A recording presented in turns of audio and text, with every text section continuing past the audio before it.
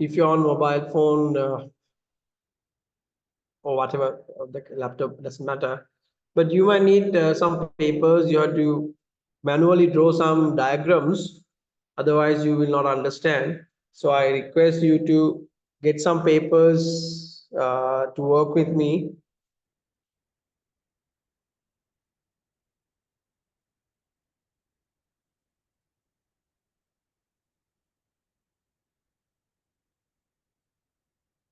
Right? Okay.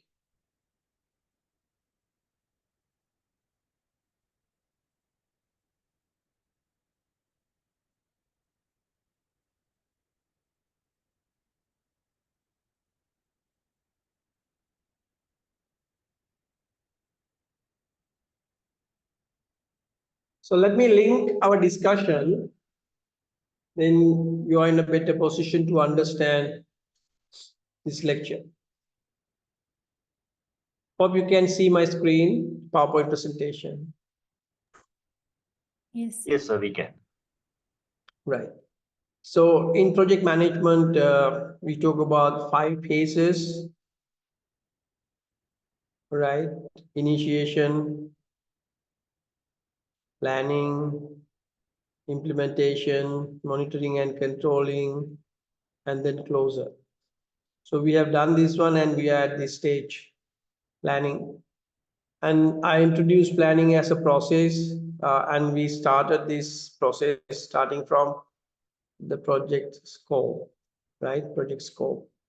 So once you define the project scope, then you can develop the work breakdown structure. And then in this case, you need to identify activities and then dependencies, right? So once you do this part, you can start estimations from resources and then duration, right? So once you estimate these resources and duration, then you can prepare the schedule of the project. Okay. And for scheduling, the basic tools usually we use is Gantt chart. Have you used Gantt chart for project scheduling?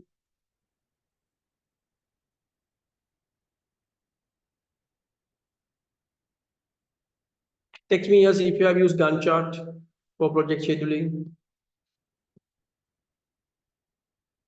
You should have, because that's very common to even in the reports, whatever the reports you prepare, you use Gantt chart, right? Gantt chart. But network is somewhat complex scheduling tool. So here what we are going to use network analysis. So this is a scheduling tool. So this is the process. So since we have 4 hours today, I want to continuously do this part and finish it. That's why I actually move to scheduling. But later I will connect how to, connect network diagrams into this process. Okay. So we skip some sessions and move to network diagram. So when we draw network diagrams, there are major methods commonly used to draw network diagrams, right? So the 3 methods, the first one is precedence diagramming method. Second one is project evaluation and review techniques. And the third one is critical path method, right? So these are different techniques used by various organizations. For instance, if you look at the critical path method, so this is actually introduced in mid 1950s as a way to plan projects well, and in order to accommodate risk uncertainty, this PERT technique was developed somewhere in again 50s, right? And precedence diagram methods is very popular these days with software. Right. So computer-based software use precedence diagramming method to draw the network diagram. So what is the net? Okay, the advantages I have mentioned here. If we can draw a good network diagram, right? So that shows the sequence of tasks and helps us to identify milestones and show the interrelationships among tasks. So this is the basic vehicle for scheduling tasks, right? Scheduling tasks, right? If this is the first time you're doing this, you better understand the fundamentals. In network diagrams, we use some terms, event. So event means when an activity starts or finish. Then the activity means the element of work that must be accomplished. Then the duration, total time required to complete the activity. Effort, the amount of work that is actually performed within the duration. Then the critical path methods. This is the longest path to the network can determine the duration of the project. Dummy activities are artificial activity that does not consume resources or require time. Okay. Now, what we call a network diagram is a diagram something like this. Now, here you can see some illustrations using arrows, letters, and some numbers. Okay. So let's say we have a project with let's say five activities.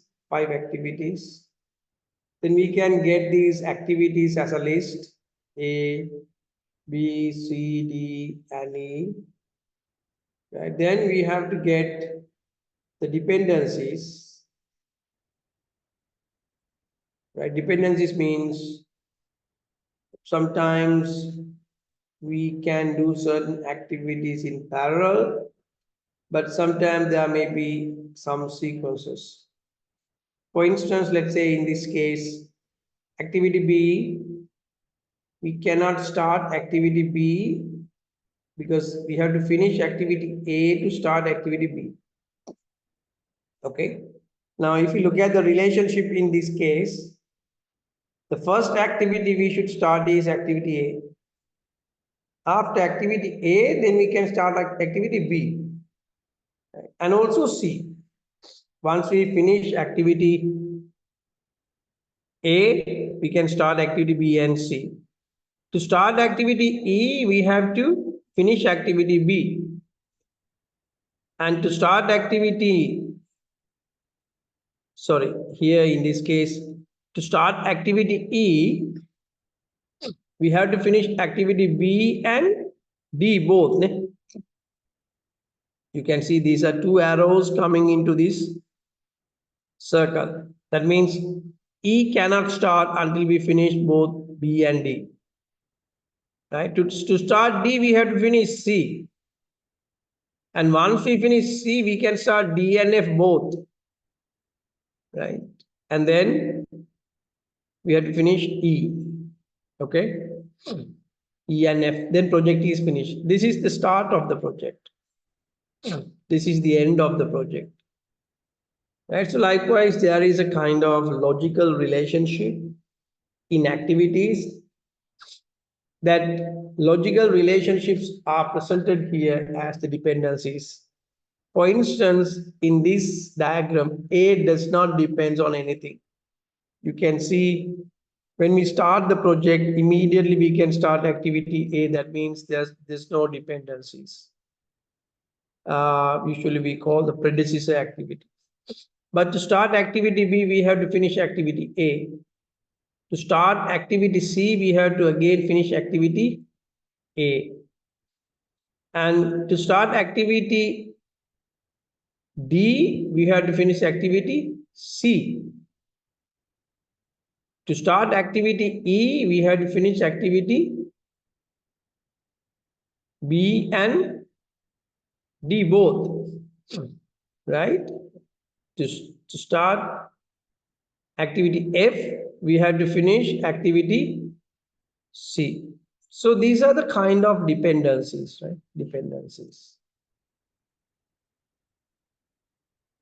That's what I mentioned here. Look at here. We talk about dependencies in this stage. Then we move to scheduling, but today I have changed the order. Okay.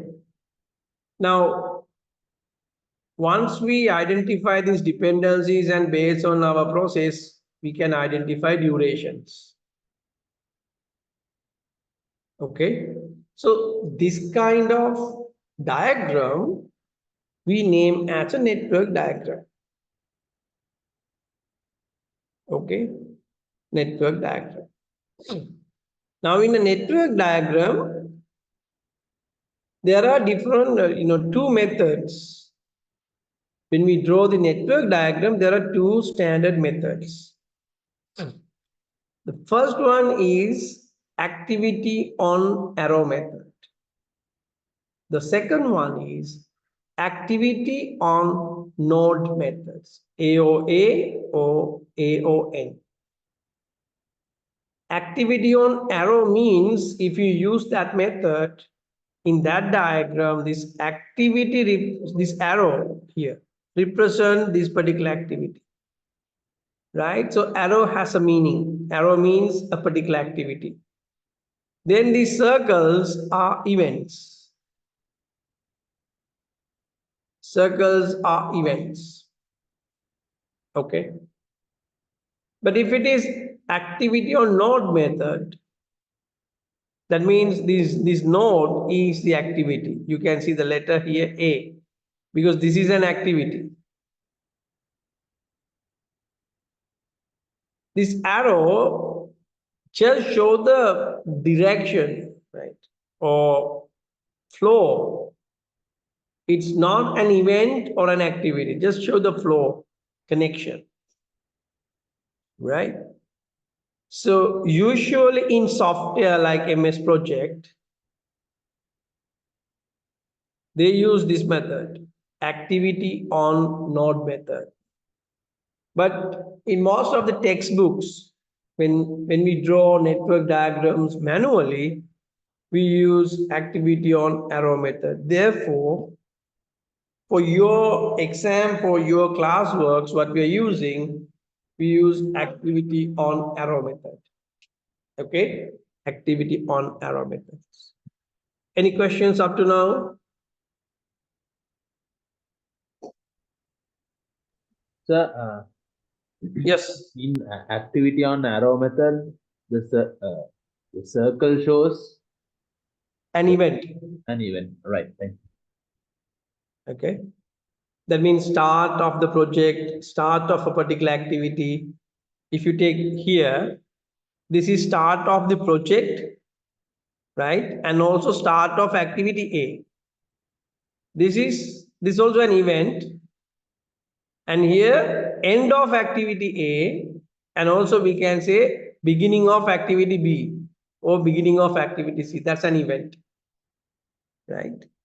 Okay, so let's continue, but please feel free to ask questions if you couldn't understand anything.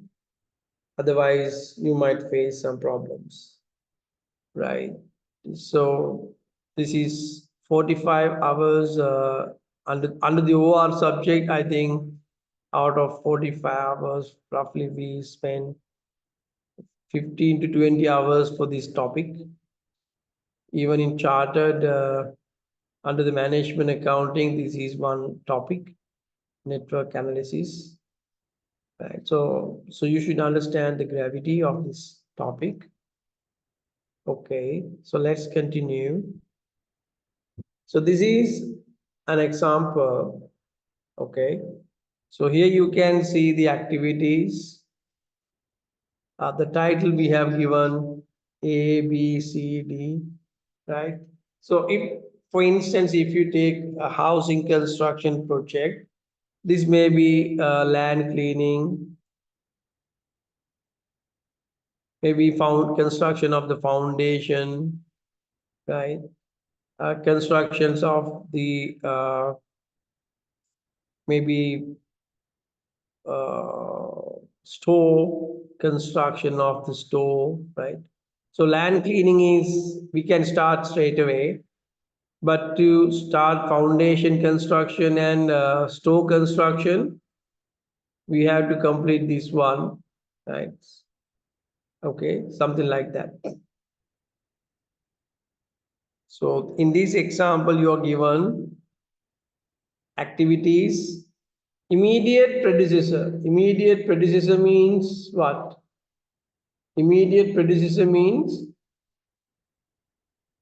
before this activity, what is the activity you should have completed? When you say activity A, prior to this one, which activity you should have completed? This is none, right? But here, before you start activity B, you should have completed activity A. Before you start activity C, you should have completed activity. And these are the durations, activity time in weeks. Okay. So with this information, you should be able to draw a network diagram, right? A kind of flow diagram with meaningful information. Okay. Now, if I show you how we can do this, right? Now we start the project. Let's say one. We start the project. Now, based on this information, titles, and the immediate predecessors, what are the activity or activities that we can start immediately when we start the project? Text me your answer. When we start the project, what are the activities we can immediately start? Or maybe you can unmute yourself and give your answer. Sir, sorry, what is meant by a title? Title means, now I mentioned this is activity, but for the simplicity, we have used A, but actually in a project, this may be land cleaning, right? Activity B may be construction of the foundation, right? In your project, you should not use titles A, B, C. You have to use actual activities like this, getting approval, right? Constructions of the walls, okay? Conduct the workshops. There may be some meaningful activities here, right? For the simplicity, I have used ABCD. That's why I have put title, okay? Got it, sir. Thanks. So what are the activities? Immediately, we can start immediately when we start the project. Activity or activities. Activities 1 and 2, sir. Okay. This activity 1 and 2 means title A. A. So that means when we start the project, immediately we can start A. Right? We can start A. That's what I have given as 1 to 2. 1 to 2 activities A, no? 1 to 2 activities A. A. Now, then what we can do? After we complete A, now we have done A. Then what we can do? We can start B and C. We can start B and C, right? So we can start B and C. That's why I have given here 2 to 3, these are events, right? 2 to 3 activity B and 2 to 4 activity C, right? Then you have to go one by one. Now we have done A, B, C, D, right? To start activity D, we should have completed activity B. B. Then you start activity D from B. This is D. Okay. And that's going to be 3 to 5. Then you know this is 5. Okay. And activity E, same story.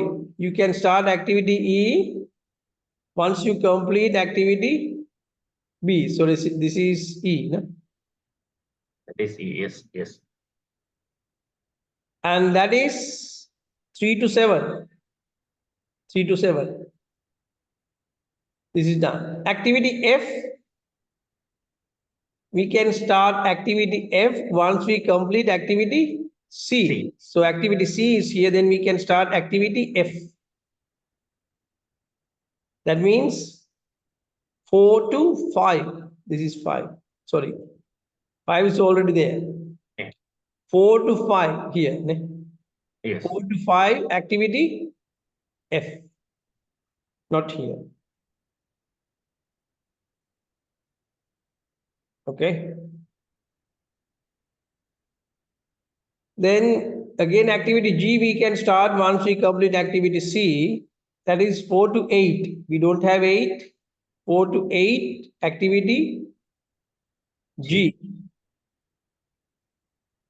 Then activity H. To start activity H, we should have completed D and F. Now, if you look at here, D we have completed here, F we have completed here. So that means once we complete both, then we can start H. Okay. Okay. And this go from 5 to 6. 6 is not here. 5 to 6, we can say 6. And then I. To start I, we should have completed H. So we completed H here. Then we get I, and it goes from 6 to 7. So this is I. This is I. Okay. Then J. To start J, we should have completed E and I. E and I. Now you can see 7. Here we have E. Here we have I. Then from this we can start I. And it goes from 7 to 8. That means here, no? 7 to 8. I. J, sir. And, J, no, sir. J. sorry, J. This is J. I is here, no? Yeah. This is J. And once we complete J and G, look at here, J and G, we can start K. And that goes from 8 to 9. So this is K. Right? Now, what we did here, based on the given information, we connected these activities together. Right? So this is the sketch. Right? This is a sketch. This is not the final answer. Now, what we have to do, we have to draw this diagram in a meaningful way. Right? Meaningful way. Now, let me draw it in a much more meaningful way like this. We start the project, then we continue activity A. Then from activity A, we start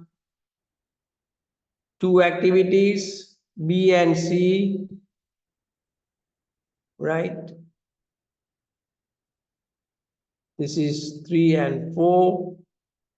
And now you can see here from 4 to 5, we have a arrow, and also 3 to 7 we have arrow. So this arrow is crossing. So we usually do not draw networks with this kind of crossing one activity with another. So maybe you can reconsider the position of the activity. For instance, 3 to 7, if we take it into the upper side, let's say here, if we twist this to like this, 3 to 7 here, what is that? Activity E. and 3 to 5 here. What is that? Activity D. Okay, activity D. Then we can draw 4 to 5 activity F like this. 4 to 5 activity F. Then 5 to 6.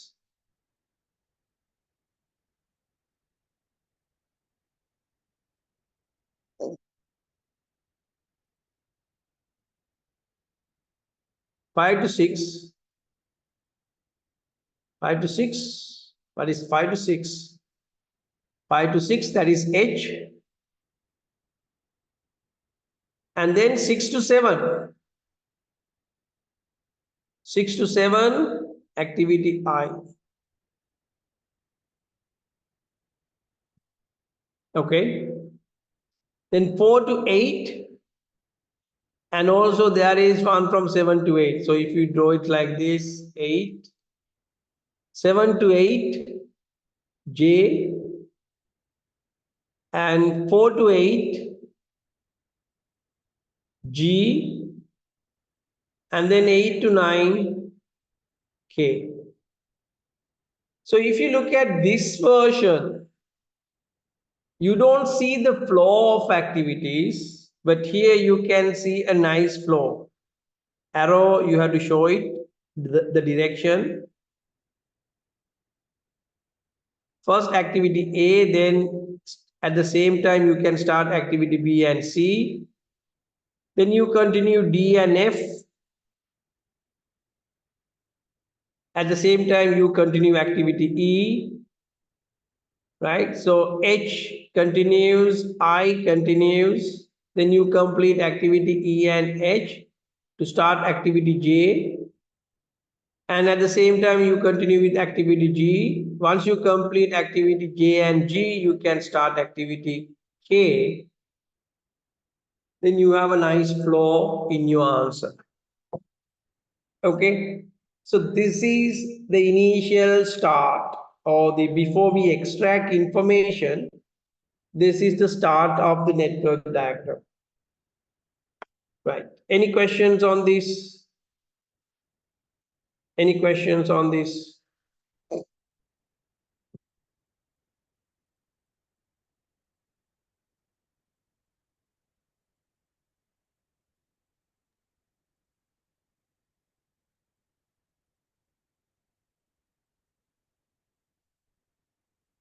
Clear? Yes, sir. Yes, sir. So this is this is a diagram I draw manually, right? So ideally this should be draw like this from here to here and here to here, right? But anyway, now you can see there is a nice flow in activities, right? So you understand, to start activity K, you have to complete so many activities, okay? Right. Now you have a task, all of you.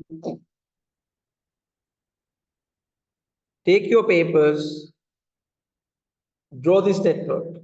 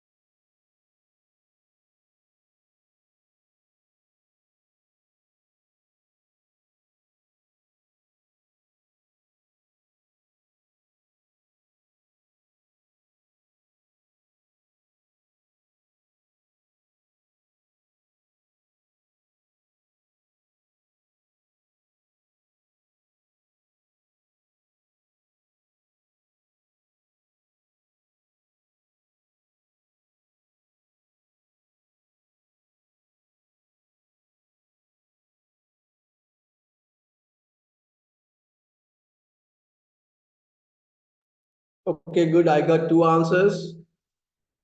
Do you need more time? Others?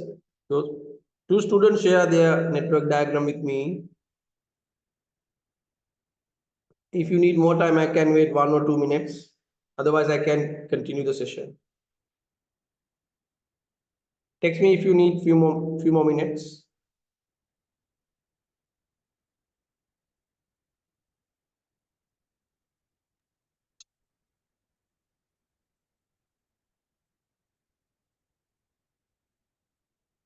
Okay. Some student need few minutes. Okay. 2-3 minutes. Please take.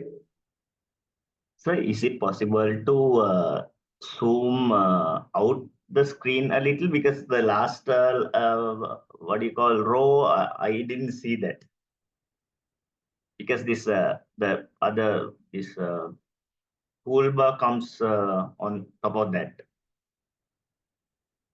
Now I can see. Now we can see. Thank you. Okay.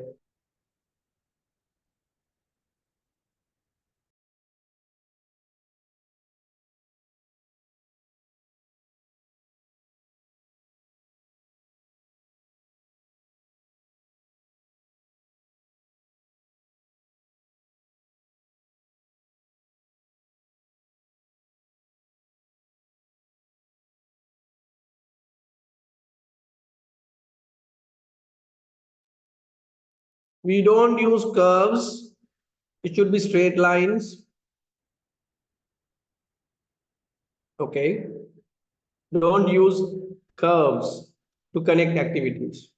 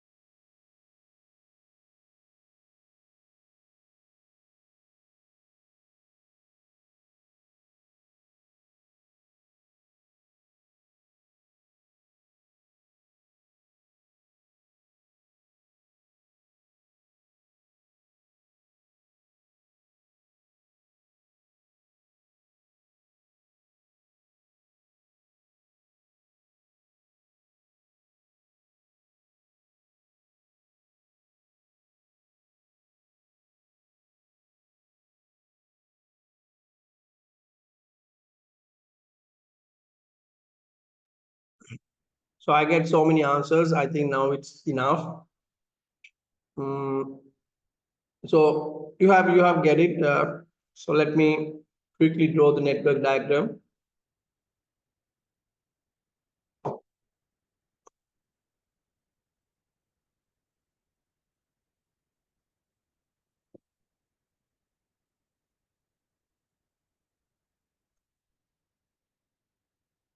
So here for your easy reference, I have given these two columns.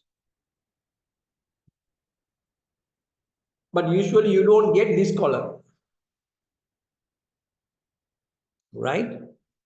So usually you get only the title or the activity name.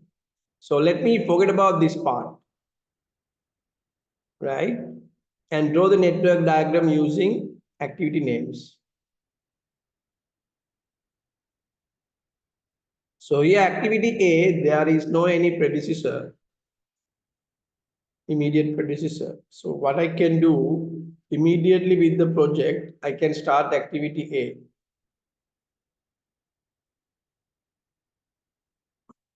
I can start activity A. Then once I complete activity, and when you draw this, remember, you should not draw the next circle. Just follow how I do it, right? I start with activity A. Then activity B, D, and C, three of them can start once we complete A.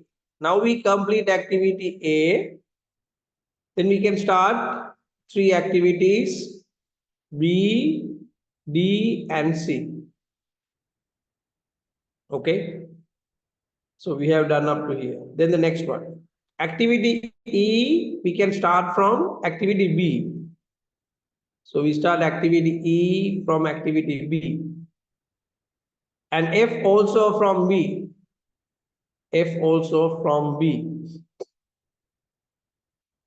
Activity G, we start from activity D.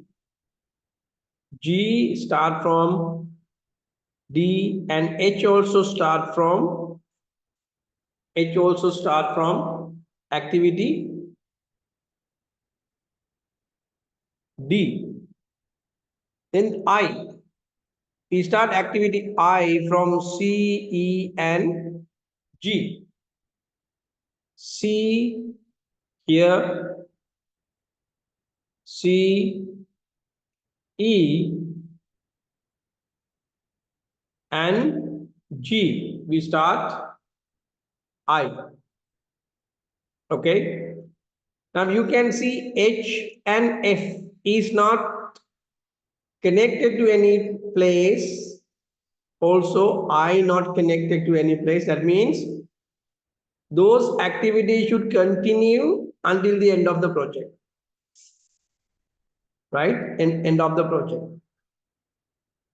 So this is the way you draw this, because you don't get this 1 to 2, 2 to 3, right? That is for easy reference. So you don't get this one, remember.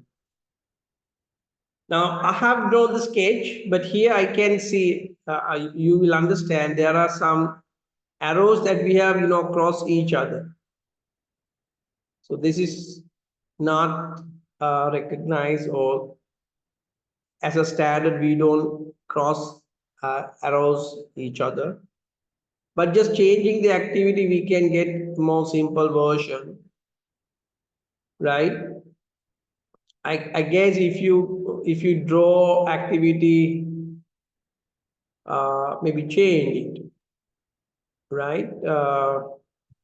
If we put activity C in the middle instead of C D, in the sir, it middle, will. just good. B, C, D, right? So if you make the order B, C, D, then you don't need to cross any line. So it's like this. You start with A, then finish A, then you start with three activities, B, C, and D.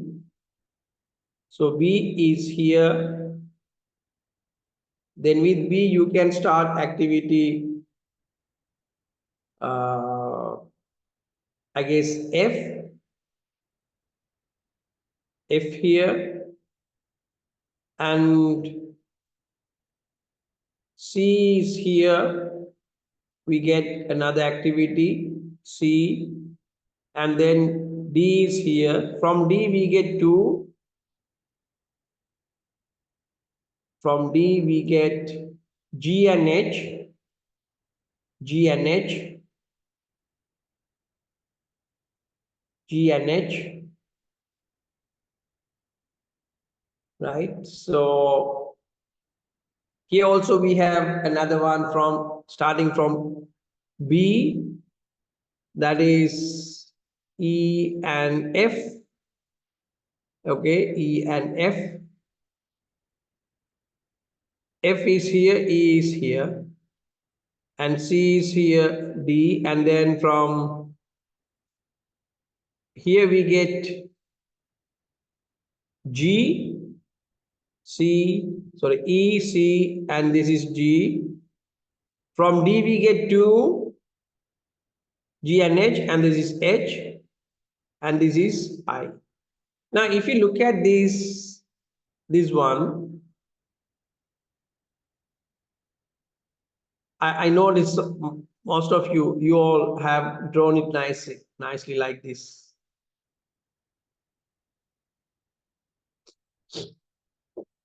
This is a clear indication of the relationships among activities, and you should understand you can do that even without this information, without that information. Any questions on this? To draw this network diagram? Any questions? So on this diagram, from the start point to the end, it has to be a horizontal line based on the horizontal line, is it? We Starting don't point and draw arrows backward, right? Let's say if you draw these like this,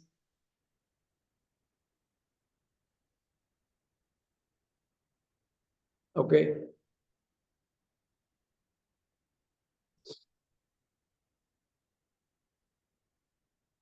This is not used, right? But if you look at this diagram, this clearly show the flow, right? What is important in a project to understand the order of the activities, right? For that, it's better to use this kind of nice flow, right? So it's not whether you use vertical or horizontal, uh, but once you draw the network diagram, the flow should be clearly reflected, indicated, right? okay, thank you. But anyway, not backward. Right. Right. Any other questions? Any other questions? The Yes. so two charts will have two different designs, but if still the basic rules are applied, it will be okay. Two activities are. I mean, like I have drawn it another way, not like yours, Uh, but I have made sure that all the arrows are flowing the same way, all straight lines, nothing crossing. hmm. So it should be all right. Usually for this one, we get this kind of diagram. If you have not received this, that means can I see it? Just send a text message.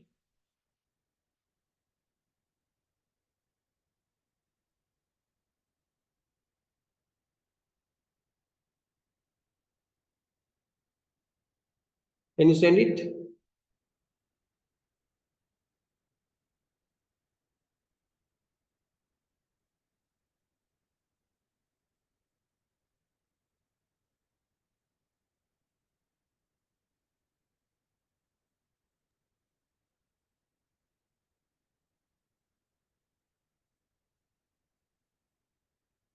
It's almost same. Only thing is you can bring activity this node number 5 little bit further, forward.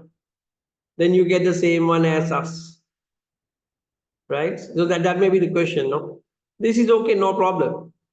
There's no backward, but you have drawn some vertical lines. It doesn't matter, Yeah. Okay, sir. right? But don't draw it backward, okay? Okay. Now, based on the given information, this arrow, this is the activity, and there's a standard way to display information about the network diagram on this arrow, right? So what we use only the name. This is activity identification here. And below this activity line, we put the activity duration, activity time or duration, right? Then we should have a space to draw a bracket to indicate earliest start time and earliest finish time. And also below the arrow, another one, latest start time and latest finish time. Okay. So let's go to the first diagram again and complete this network diagram and try to extract project information.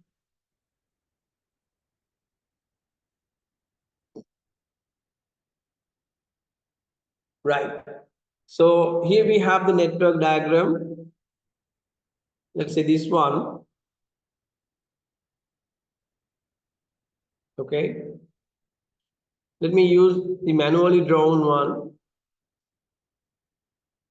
1, 2, like this. No?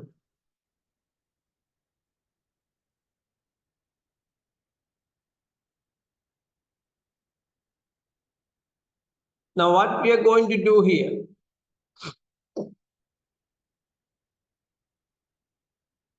We're going to get duration that is given. Okay.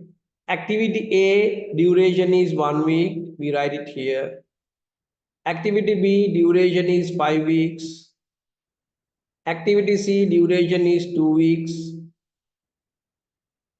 Activity D duration again 2 weeks. Right. Activity E duration is 2 weeks. Activity F duration is 2 weeks. G 3 weeks. H 2 weeks. I 3 weeks. J 3 weeks. K 2 weeks. Right. So you get this kind of, diagram.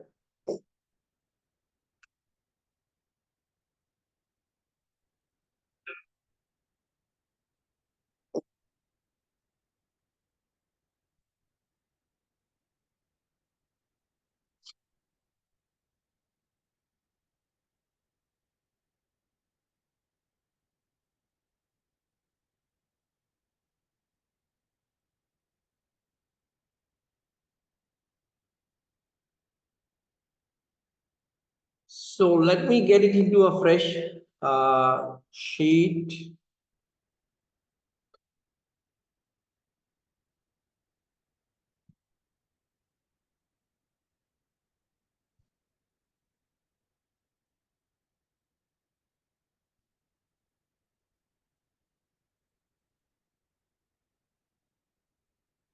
I hope you can see the screen. Yes, sir. Right, okay.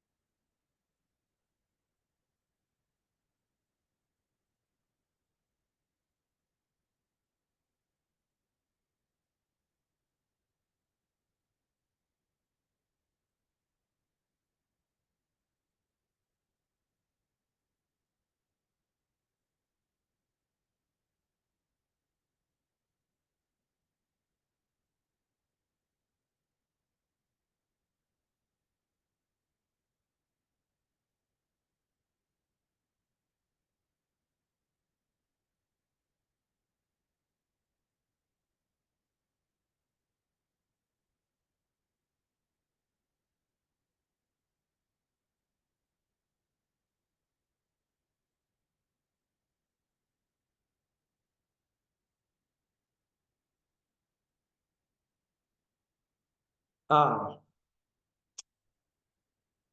what I did, sorry.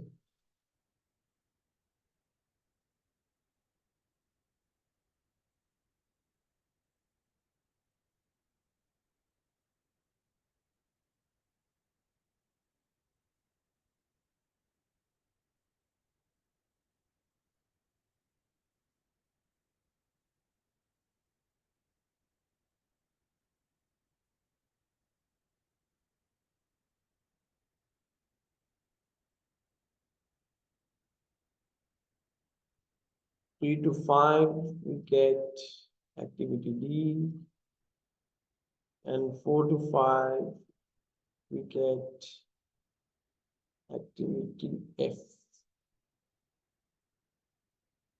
And then 5 to 6, H.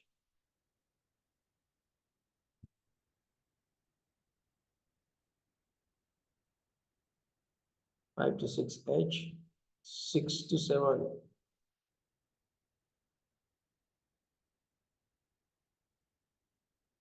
I. 7 to 8,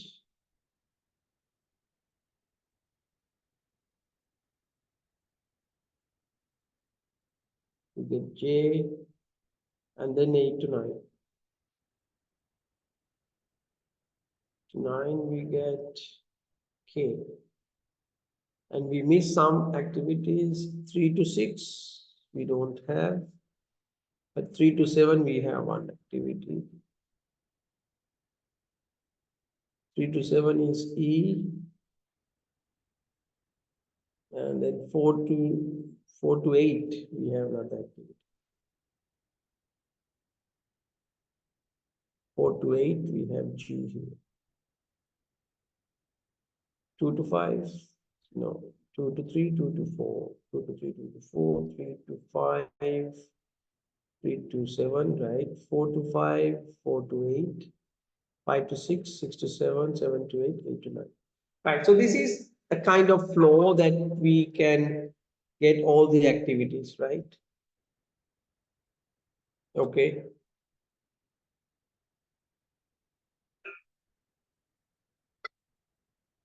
Let me take this diagram into another new sheet.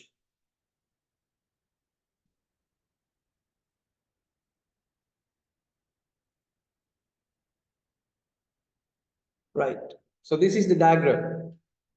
Okay. So we have this information A, B, C, D, E, F, G, H, I, J, K, right? So up to 9. Now we have duration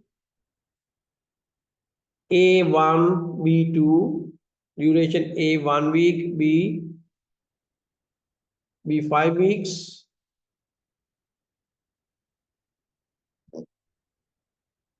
then C, D, E, F, all are 2.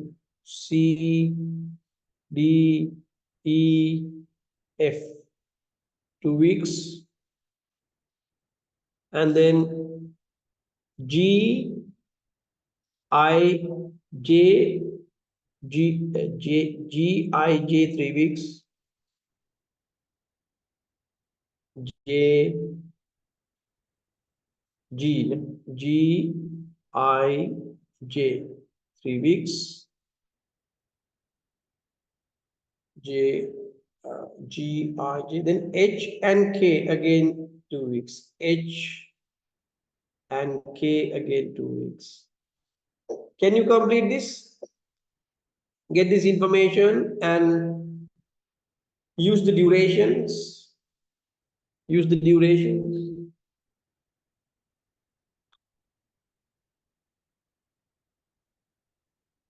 Got it?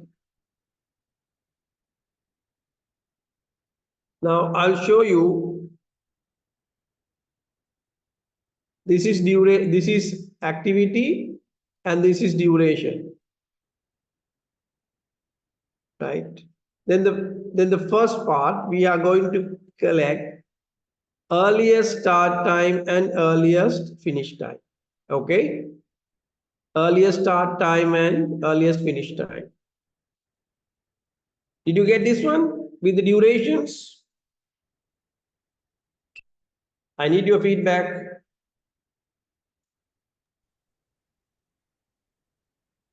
Yes, sir.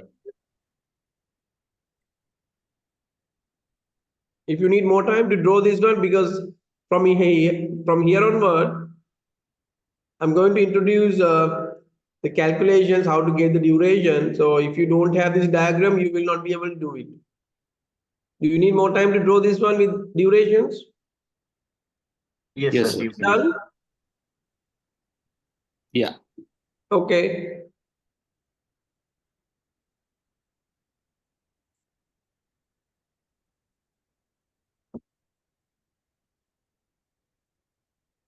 Now, what is the earliest start time?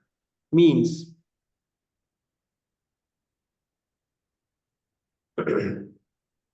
if everything goes well, the time that you can start the project earliest. That means under any circumstances, you can't start that activity before that particular day. Is it clear? Right. Now, based on that, activity A, when we can start activity A? Earliest time. Now, Now means the beginning of the project, right? Now means the beginning of the project. That means the duration is 0. At the beginning of the project, you can start this activity. Earliest start time is immediate. Immediate means time is 0. First day of the project, right? Then the earliest finish time. If everything goes well, what is the earliest time you can finish this activity? the first activity only, no, sir. Yes, Within 1 activity week. A. We are talking about activity A. 1 week. At the end of the first week, right? Yes. 1 week Yes. means we need 1 week for this activity. Then earliest finish time, end of the week, 1. 1 means end of the week 1, right? That is actually earliest start time plus earliest finish means earliest start plus duration. No? Oh, yes. So that's how we got it. No? This Yes. plus this. What is the earliest start time of activity B?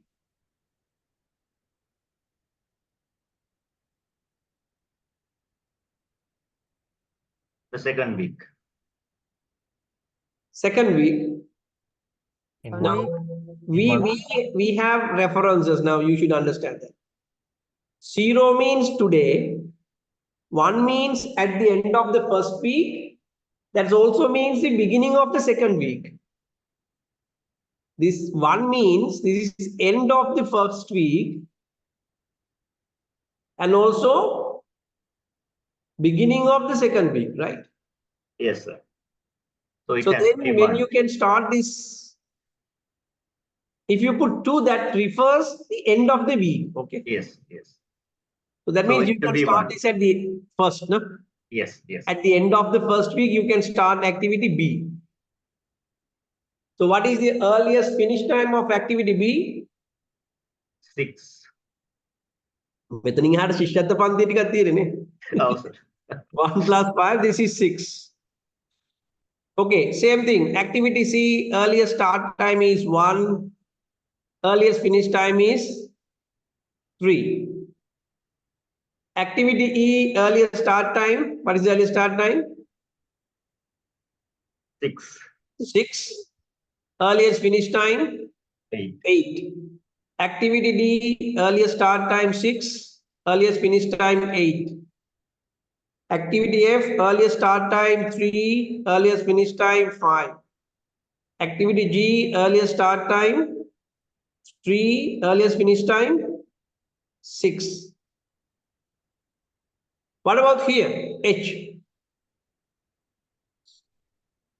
What is the Earliest earliest start- start time? 8. Yes. 5. There are 2, no? Yes. 8. Now, 8. now when we look at activity H, right? Before we start activity H, we have to complete activity D and F both. Yes. Yes. Now, activity F finished by 5th week. and D finishes by 8th week, even this is finished at 5th week, we can't start H, because to start H, we should have completed both D and F. Yes. So when you continue in this way, you have to get the highest value. Okay, you have to get the highest value. So here you get 8, here you get 5. So you get the highest value 8. Earliest start time of activity H, because of that, is 8. Right? Then 8 plus 2, earliest finish time is 10. Then this is 10 plus 3, 13. Here again another event with 2 arrows. The earliest start time of J, this is 13 from this line and 8 from this line. But to start activity J, we should have completed E and I both. So that means the earliest start of J is 30. And 13 plus 3, this is 16. To start activity K, now again we have 2 arrows. One is J, the other one is G. J and G. This is 6, this is 16, so this is going to be 16. 16 plus 2, this is going to be 18. Right? So when you continue this line in this path, you get the value here at the end of the last activity. So this is the duration of the project. You need 18 weeks to complete this project. With the current resource allocation, you cannot reduce the duration less than 18 weeks. Minimum, you need 18 weeks to do this project.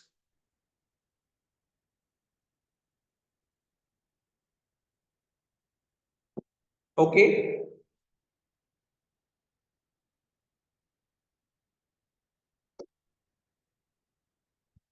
Any questions?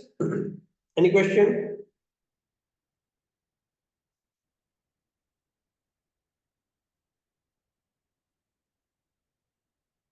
Any question?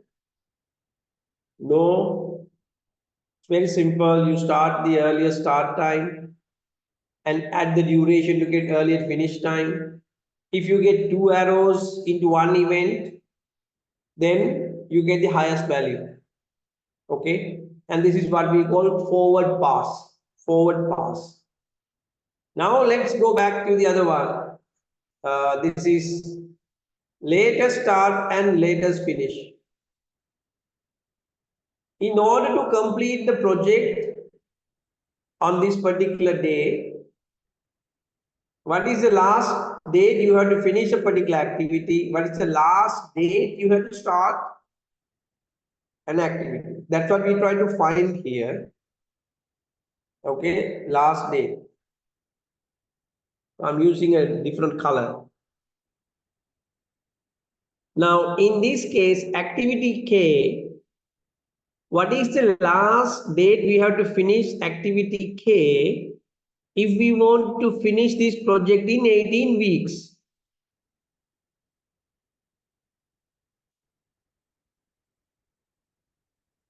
Confused?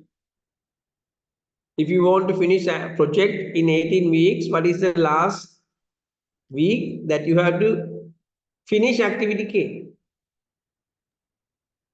End of 16th.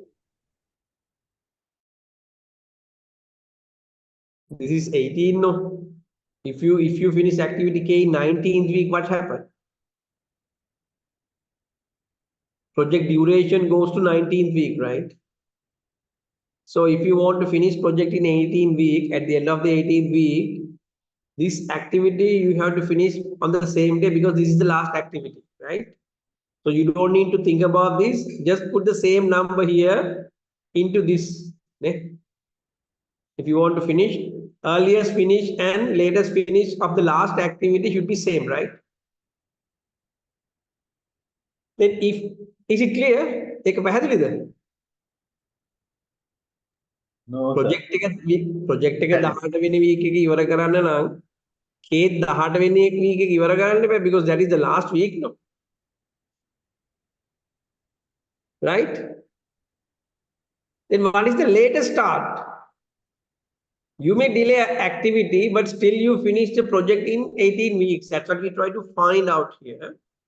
So in this case, how do you get latest finish minus the duration? So you reduce 2 duration from this and you get 16 here, right? In this case, there's no problem. Let's go to activity G. What is the latest finish of activity G? Right? If you get this number 16 here, activity G you have to finish at least by 16th week if you don't want to get delay the project. If you finish activity G by 16th week, that's enough, right? So when it is 16, we don't delay activity K, and 16 plus 2, 18, so we can finish the project. Okay? Did you see the problem, the case here? Earliest start is different from the latest, earliest finish is different from the latest finish. Okay? Then what is the latest start? That is 16 minus 3, this is 30. For activity G, you cannot start, remember these things, huh? You cannot start activity G before the end of 3rd week. You have to wait until the end of the 3rd week to start activity G. If you start on that day, the earliest time you can finish that activity is the end of the 6th week. But even if you delay to start activity G until the end of the 13th week, doesn't matter, project can continue and finish by the end of the 18th week, right? So if you start activity G on the 13th week, that is the latest start time, and finish it by the 16th week, still project will not get delayed. Is it clear? So we call this is the backward pass, right? So here for activity J, no problem, you can use 16 because here you get 16 and get 16 here. And 16 minus 3, this is 13. Right? 13. And here you get 13. Right? Now, in this case, a situation is like this. If you get one line to an event, then it is easy, right? You get the same number to this side. So here 13, you get 13. 13 minus 3, this is 10. Okay? And this is 10 again, because here you get 10, this is also 10. 10 minus 2, this is 8. Right? Here also what you get? The number before this one is 13, this is 13. 13 minus 2, this is 11. Okay? 11. Right? Now you have a problem. Oh no, it's okay. Here also no problem. Just one line, 10. So this is 8. 8 minus 2, this is 6. Here you get 8. 8 minus 2, you get 6. Right? But now in this event, you can see there are two lines coming, no? E and D coming together. So what is the latest finish time for activity B? Right? You get the lowest. In the forward pass, you get the highest. In backward pass, you get the lowest.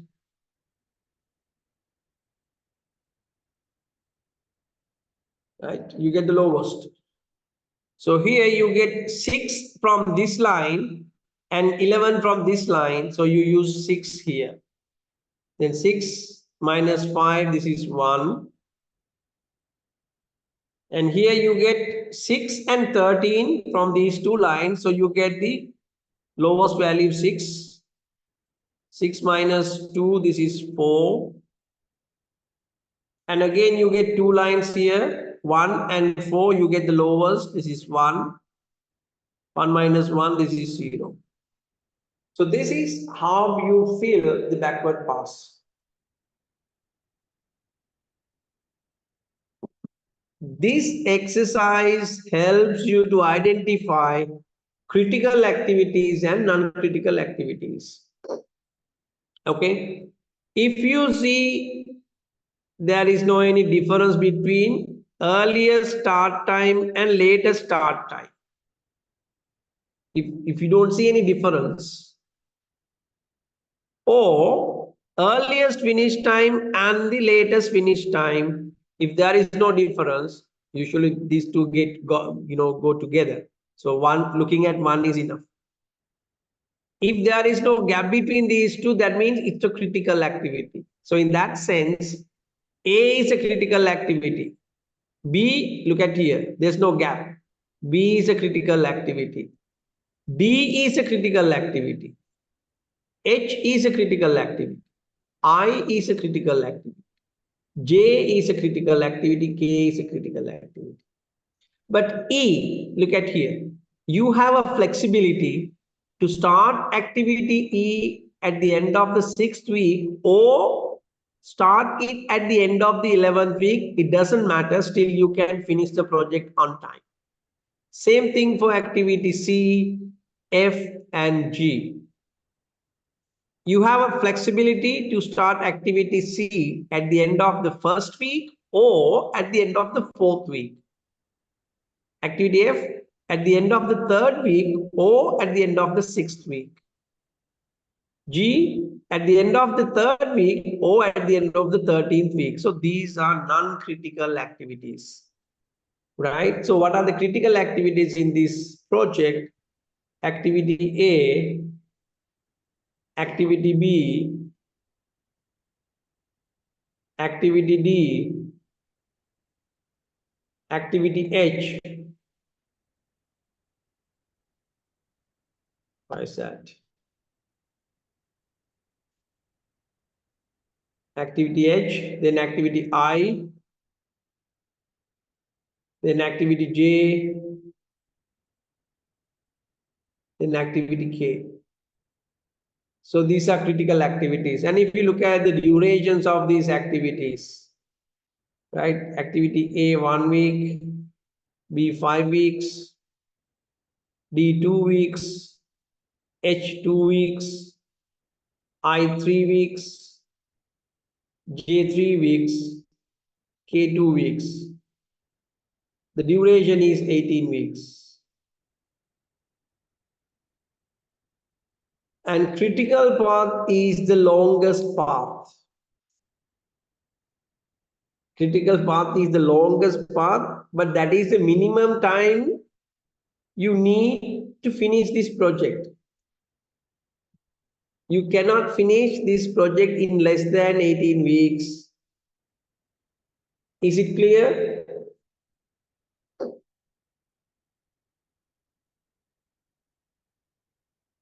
Any questions? So, when you are Yes. deciding whether it's a critical activity, so both the conditions has to be met, like early start, early finish, later start, Usually later. it's same, no? Because how do we get early start and early finish? Early start plus duration, then early finish. How do we get latest start and latest finish? Latest finish minus duration. So usually you get the same number here. That means same means if there is no difference between earlier start and later start, if you have done it correctly, there's no difference between earliest finish and the latest finish as well. Mathematically same, no? Okay, so yeah, got it. Any other questions? Sir, can you please explain one of those points where there are two arrows? How to get the lower part of the Okay. A forward pass or backward pass? backward? Sir. Okay. Now let's take event 3 here. I will draw it here.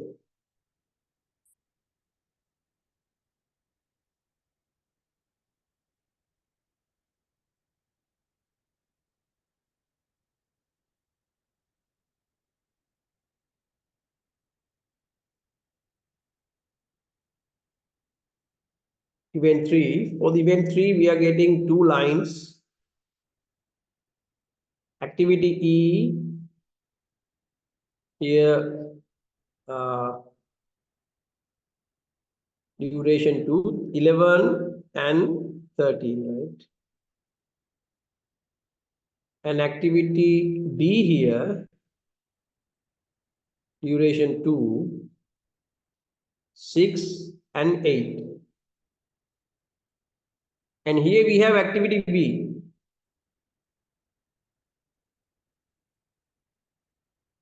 Now you can see latest start time of activity E is 11, right?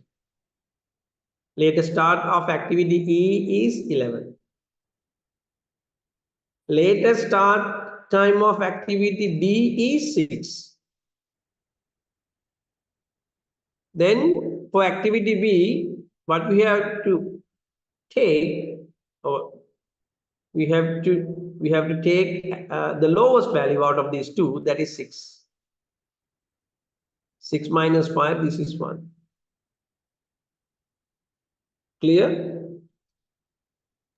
Yes, sir. Thank you. Okay. Any other questions?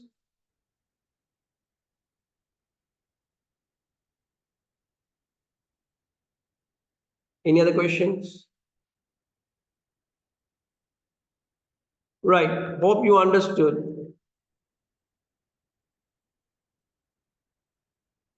Do it now for this project.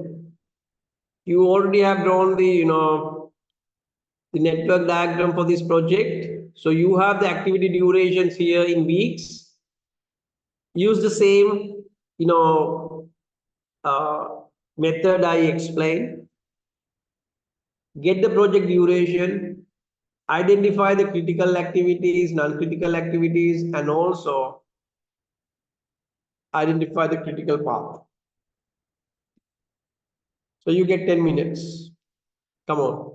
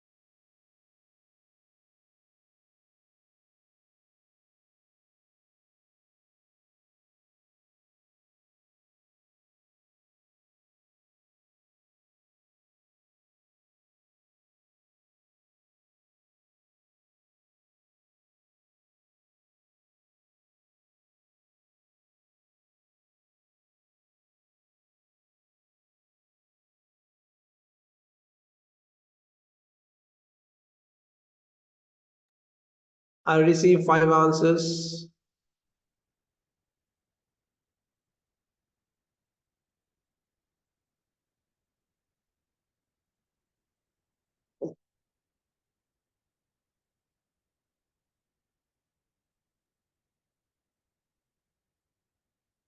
Okay, shall we check?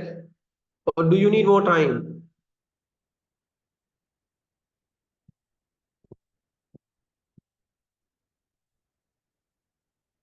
Text me yes if you need more time. I can give few more minutes.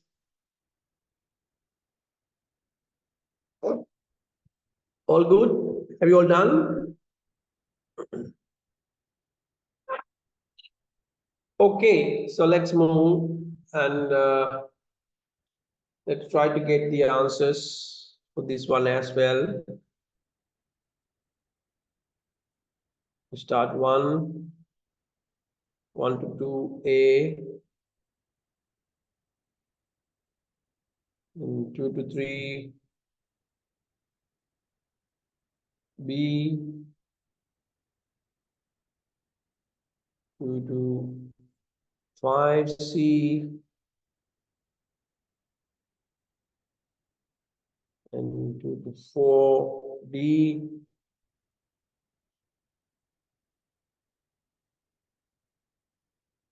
sorry, this is D, 2 to 4, this is D, activity D. Then 3 to 5, E,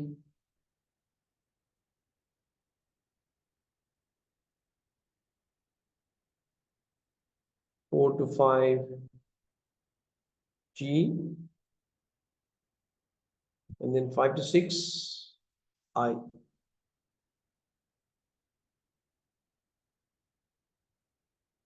3 to 6, F.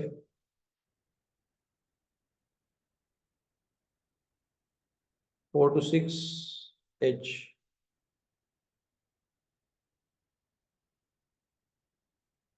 Okay, no? Right.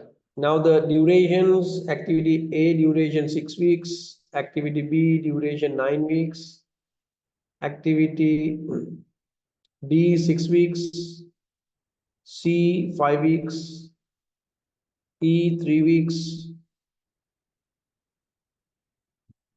3 to 6, F, no?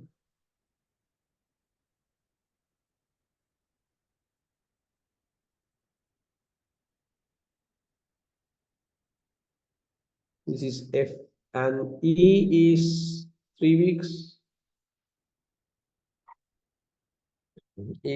F is 7 weeks. G is 2 weeks. H is 4 weeks. I is 3 weeks. Now we're going to use forward pass. Starting from A, this is the first activity. So the earliest start time is 0, earliest finish time is 6. B, earliest start time is 6. 6 plus 9, this is 15. And F, earliest start time is 15 plus 7, 22. E, earliest start time is 15. 15 plus 3, 18. Earliest start time of C is 6. 6 plus 5, 11. Earliest start time of D is 6. 6 plus 6, this is 12. Here, 12 is the earliest start time plus 2, this is 14. Now you can see here is a crucial 5, even 5. So from E we get 18, C we get 11, G we get 14. The largest number is 18, so we have to use 18. And 18 plus 3, this is 21. Here we get 12, 12 plus 4, 16. Now here you can see we have finished the project, and to finish the project we have to complete 3 activities, E, I, and H. And based on this, what is the project duration? 22 weeks, sir. The largest, the longest part, 22. We need 22 minimum 22 weeks to complete this project. To understand the critical activities, we have to use the backward pass, right? So let me use another color for that one. Maybe, okay. So in this case, we should understand for all the cases, this should be 22, no? If we delay any of these activities beyond 22 weeks, we can't finish the project in 22 weeks. Then we reduce the duration. From here, 22 minus 7, 15. This 22 minus 3, 19. 22 minus 4, this is 18. Then we go backward, right here, 19. So for all the cases, we get 19 here. Here also 19. Here also 19. And then 19 minus 3, this is 16. And this 19 minus 5, this is 14. 19 minus 2, this is 17. Okay. Now here we have two values coming into the third event. 15 here and 16 here. So we get the lowest. 15. 15 minus 9, this is 6. And here also we get two lines. 17 and 18, we get the lowest 17. 17 minus 6, this is 11. And here we get three values, 6, 14 and 11. So we get the lowest 6. 6 minus 6, this is 0. Now A is a critical activity. Here B is a critical activity. And F is a critical activity. Other than that, all the other activities are non-critical activities. Is it clear? Did you all get this answer? Project duration is 22 weeks. Minimum you need 22 weeks for this project. Critical activities are A, B, and F. You can't delay these activities. If you delay one day, any of these activities, you cannot finish the project in 22 weeks because you have to drag the project duration. But other activities, you have some kind of freedom. But how do you get this flexibility? That's what we call total float and free float. Total float and free float. Total float is very easy to get. Later start and earlier start, you get the difference. Later start and earlier start. You get the difference. Later start minus earlier start. Then you get activity A, there is no difference. That means it's a critical activity. B, there is no difference because it's a critical activity. Again, F, there is no difference because it's a critical activity. So this is what we call the total float. So total float is 0 for a critical activity. What's the meaning of total float? The number of weeks or the duration that you can delay that particular activity without delaying the project. Is it clear? The number of weeks you can delay a particular activity without delaying the project. Right? So here you get the differences. Activity C, you get 8-week difference.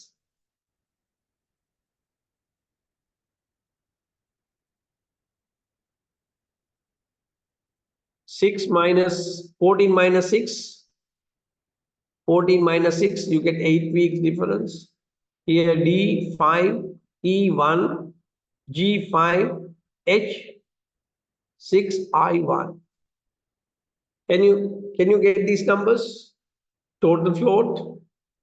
See whether you get the same answers.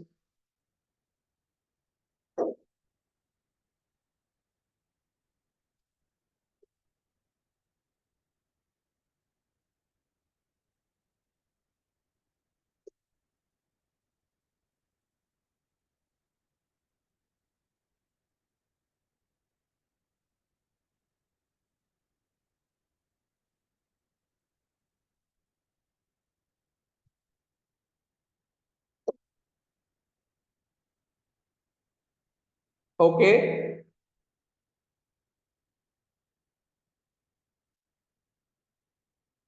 Any questions on that?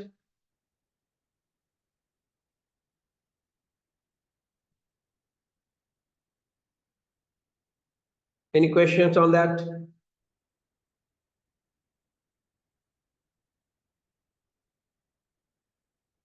I need your feedbacks.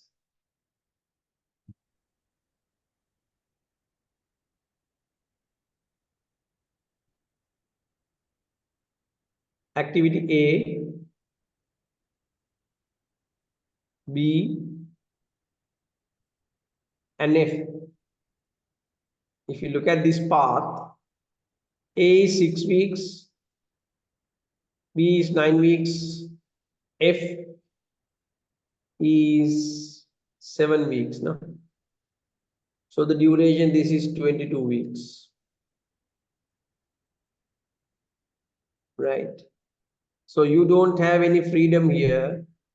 Earlier start and later starts are same. That means you don't have any choice.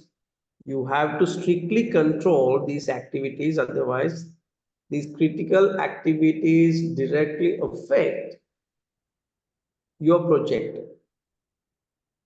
So as a project manager, now if we look at the technical, forget about the technical perspectives, and if you can identify critical activities, remember you should monitor these critical activities very well, right? So delaying a critical activity actually delays the project, right? So let me ask a simple question. So I hope you all,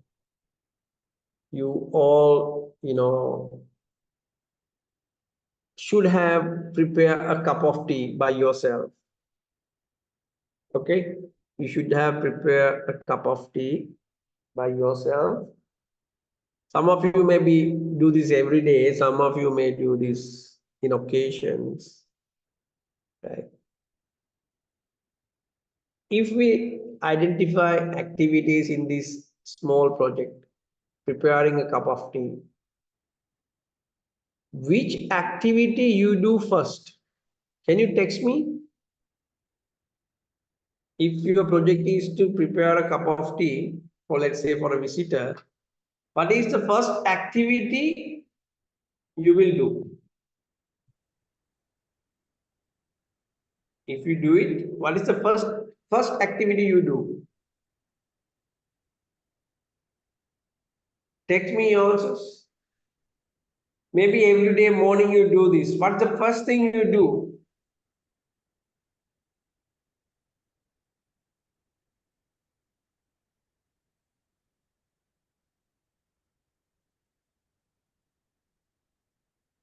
Come on, please text.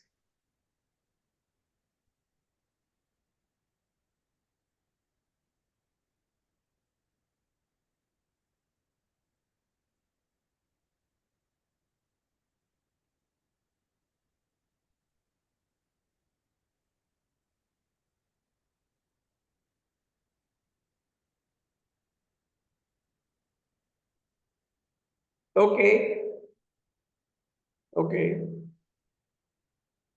So let's forget about the formalities, because you don't wash the kettle and you don't do washing part. Let's say this is a kind of a heated jug, so you just pour water and just boil water, right? So why is that? Why is that? Why is that? Did you ever think why I start this activity from boiling water? Because Because unless it that takes the happens, we can get other things ready. Mm-hmm. it Let's takes say the we longest have, time. yes, yes, go ahead. It takes the longest time out of the activity. It's the longest time out of all the other things, okay?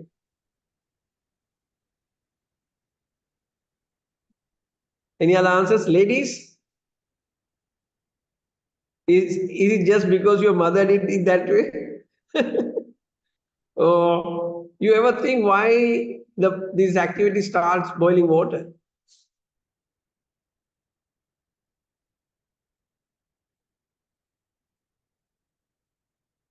Because that's the critical activity in that project, right? Let's say when you start boiling water, let's say 20 minutes,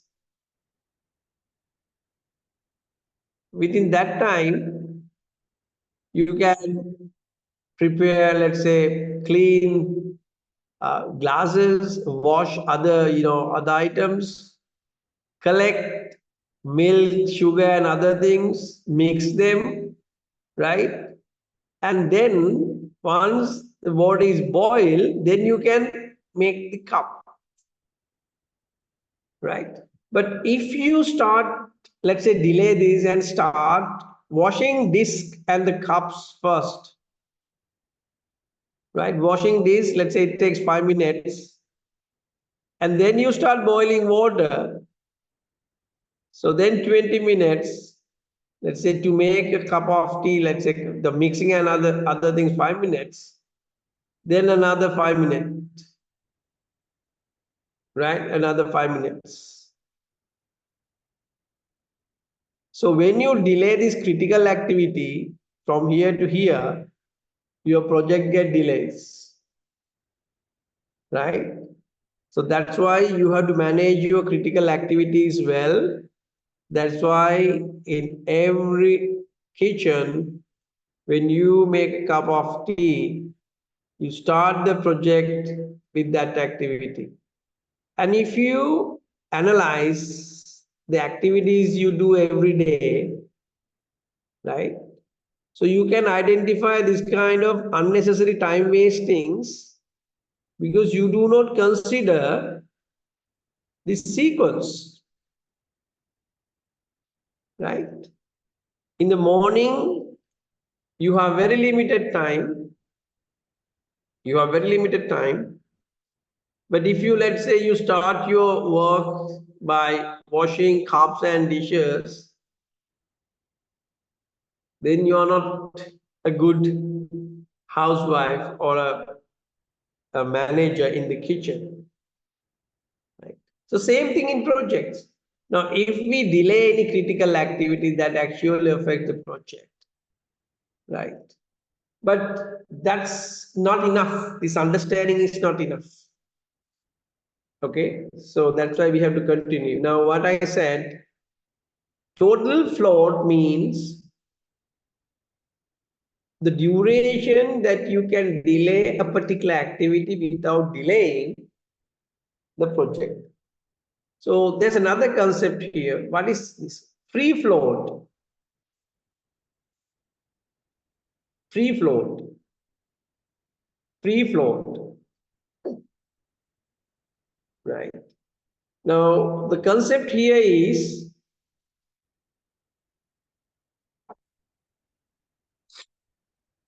let's take one activity C. Activity C. Okay. Activity. Yes. If you start activity C, it's 7 weeks, no?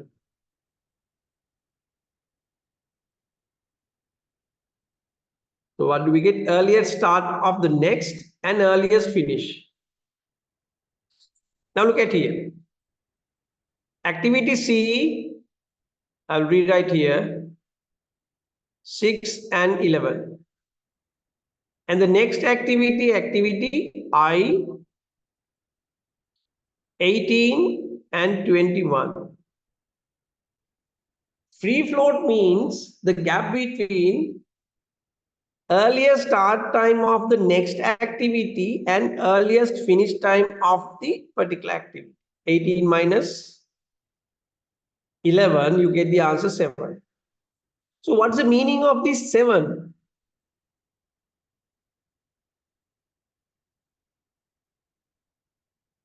That is the duration you can delay particular activity without delaying the success activity. Two different things. Free float means the duration you can delay a particular activity without delaying the success activity. Got it?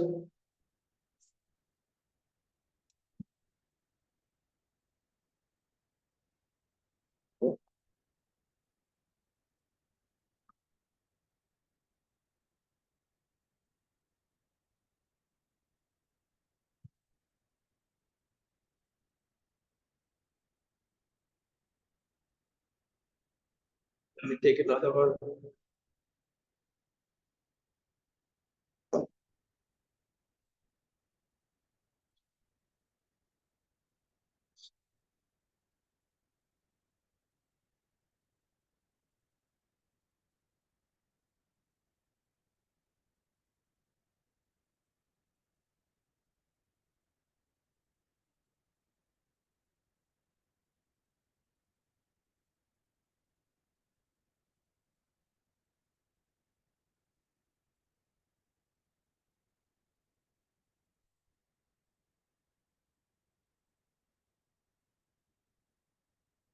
Okay. Now look at here.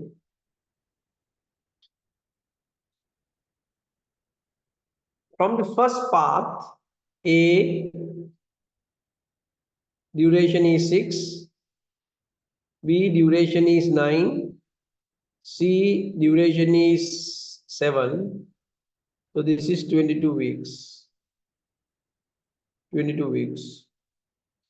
And the second path, A 6, B 9, then E. Sorry, this is F, no? This is F.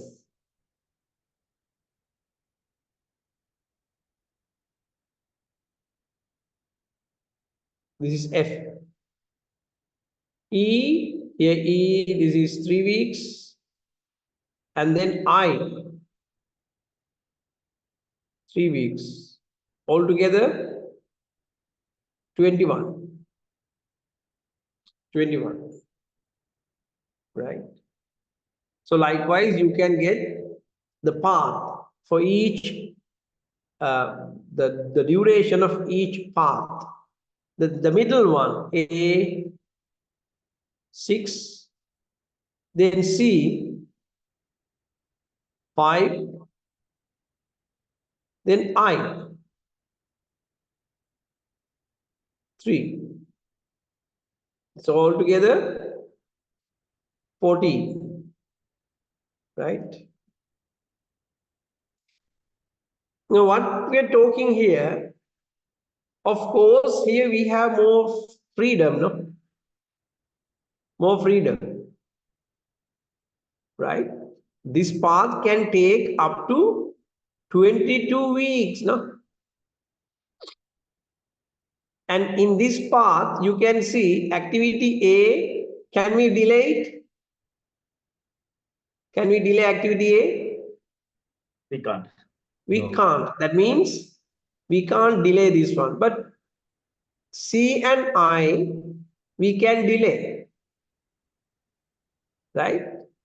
So the gap between these two paths is 8 weeks. Okay.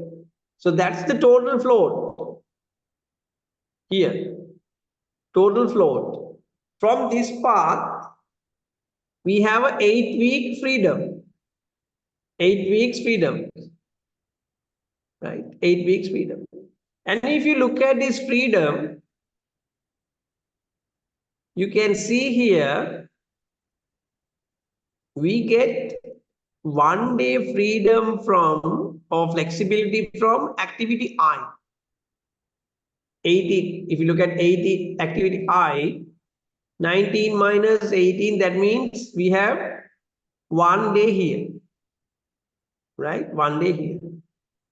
So we can start activity I either 18th week, end of the 18th week, or at the end of the 19th week,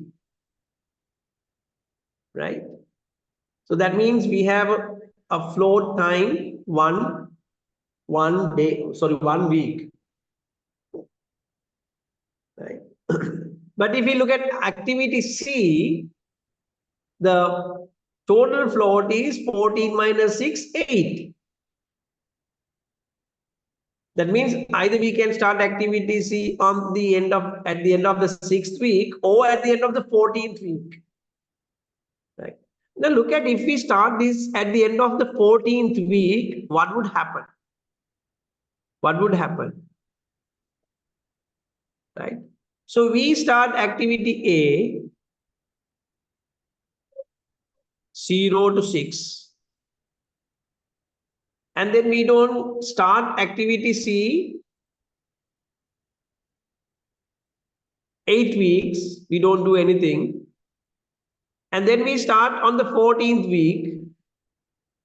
From 14th week onward, how many days? 5 days. 5 days. That means this goes up to 19th week, right? Then we start activity I, how many weeks? 3 weeks. 3 weeks, 19 plus 3, 22. Okay. So we didn't start activity C here in this time period. So that's the gap we call 8. That's the gap we call 8. Total float. But in this process, you should notice we have delayed activity I as well. It should have started at the end of the 18th week. But when we adjust here, when we take 8 here, we have delayed activity I as well. That's why we call this is the total float. The project doesn't get delayed, but we adjust all the activities. If we do not want to adjust activity, the next activity, that means if we want to start activity I as scheduled on the 18th week, can we delay activity C for 8 weeks? No. Then we have to start this at the end of the 13th week.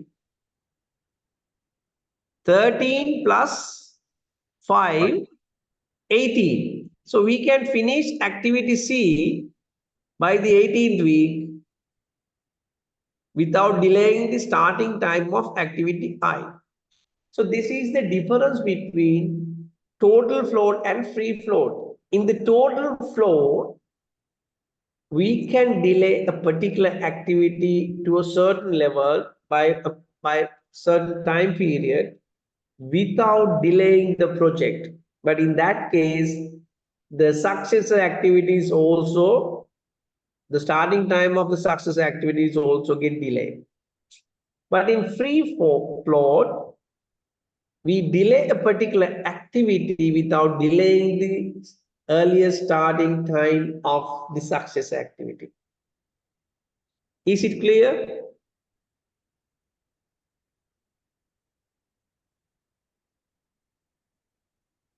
Yes. I hope it's clear, right? So I explained a lot.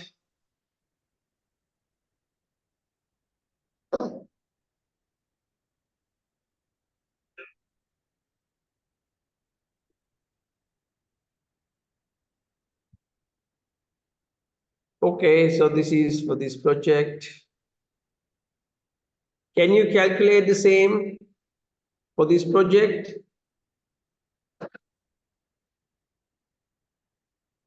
Can you calculate the same free float and total float for this project? So here we have the answer. Come on, do it. Total float and free float, and tell me the flexibility. We know what are the critical activities. A, B, D, H, I, J, K, those are the critical activities. Go to your notes and get the earliest start time and earliest finish time, latest start and latest finish time. You may prepare this kind of table here and identify the total float and the free float. Come on.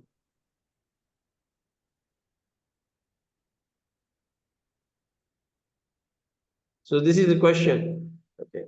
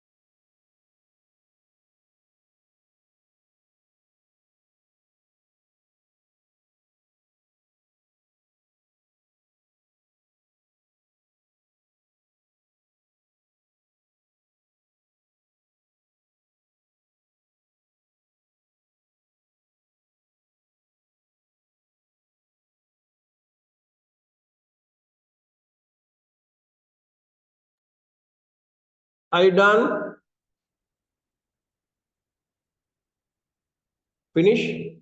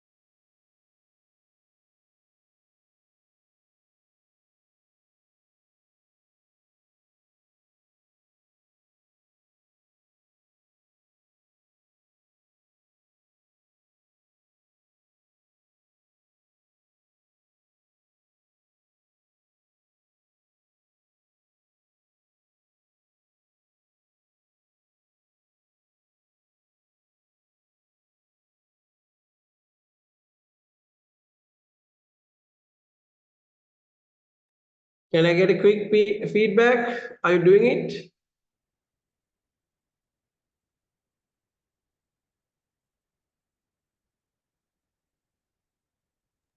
Yes, sir.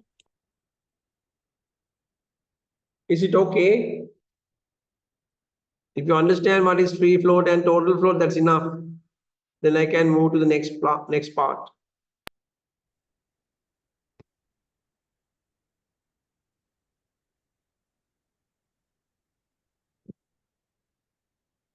Is it possible to share that screen again, sir, where the table was there? Okay. This one. Huh? No, where this free float and total float was mentioned. Yeah, Okay. that, For the previous question. yes.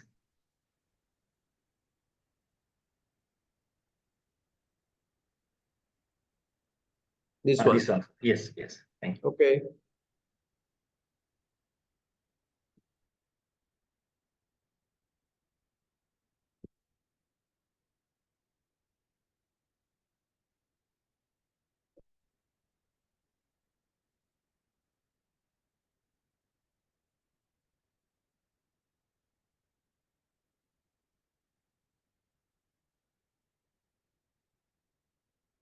Okay, total floats, I got one answer. C, 3 weeks, E, 5 weeks, F, 3 weeks, G, 10 weeks. Total float. Free float, E, 5 weeks, F, 3 weeks, G, 7 weeks. Okay. Right, so you can check and get that answer. Let me go back to the beginning of our handout discussion, right? So we were talking about this. And for this question, we developed the network diagram and we identify the network diagram and identify the critical path, right? And if you use MS Project, okay, so you will see this kind of, network diagram. This is a network diagram. So this software we can use to develop a project and to get the network diagram. It's indicate this red colored lines and the boxes are the critical path, others are non-critical activities and the paths, right? So this is not very difficult thing.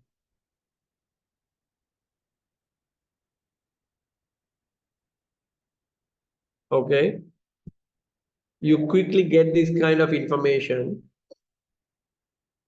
As I mentioned, I have given here what is forward pass and backward pass. And we have discussed another example. Okay.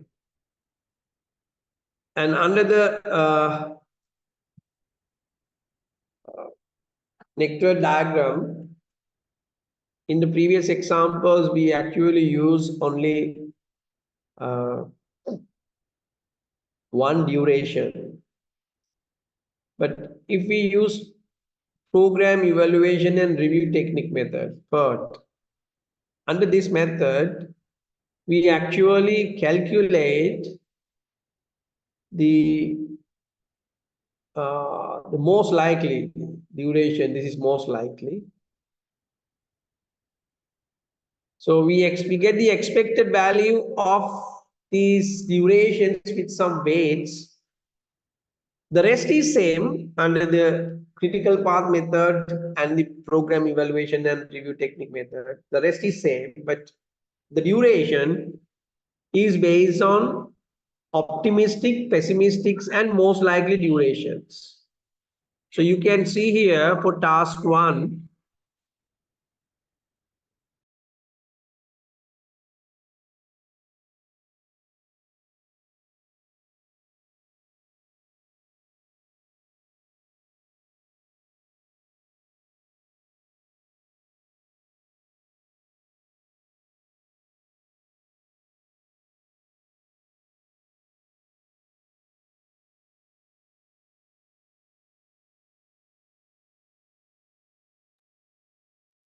So here on the PERT, we get the expected value. That means we weight 1, 4, and 1. We give a higher weight for the most likely duration, and the optimistic and pessimistic just 1, and then get the value like this: 10 into 1 plus 15 into 4 plus 20 into 1. This is the weighted average, and divide this by 6. Why we divide this by 6? Because the summation of these 3 weights we have assigned is 6. So this value, expected value, we use for the network diagram and other things.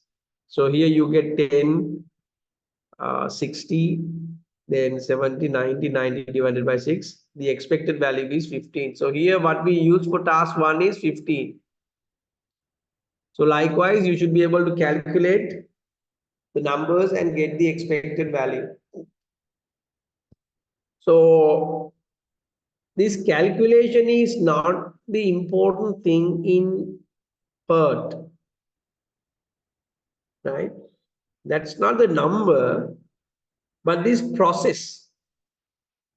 Because when you evaluate the duration with some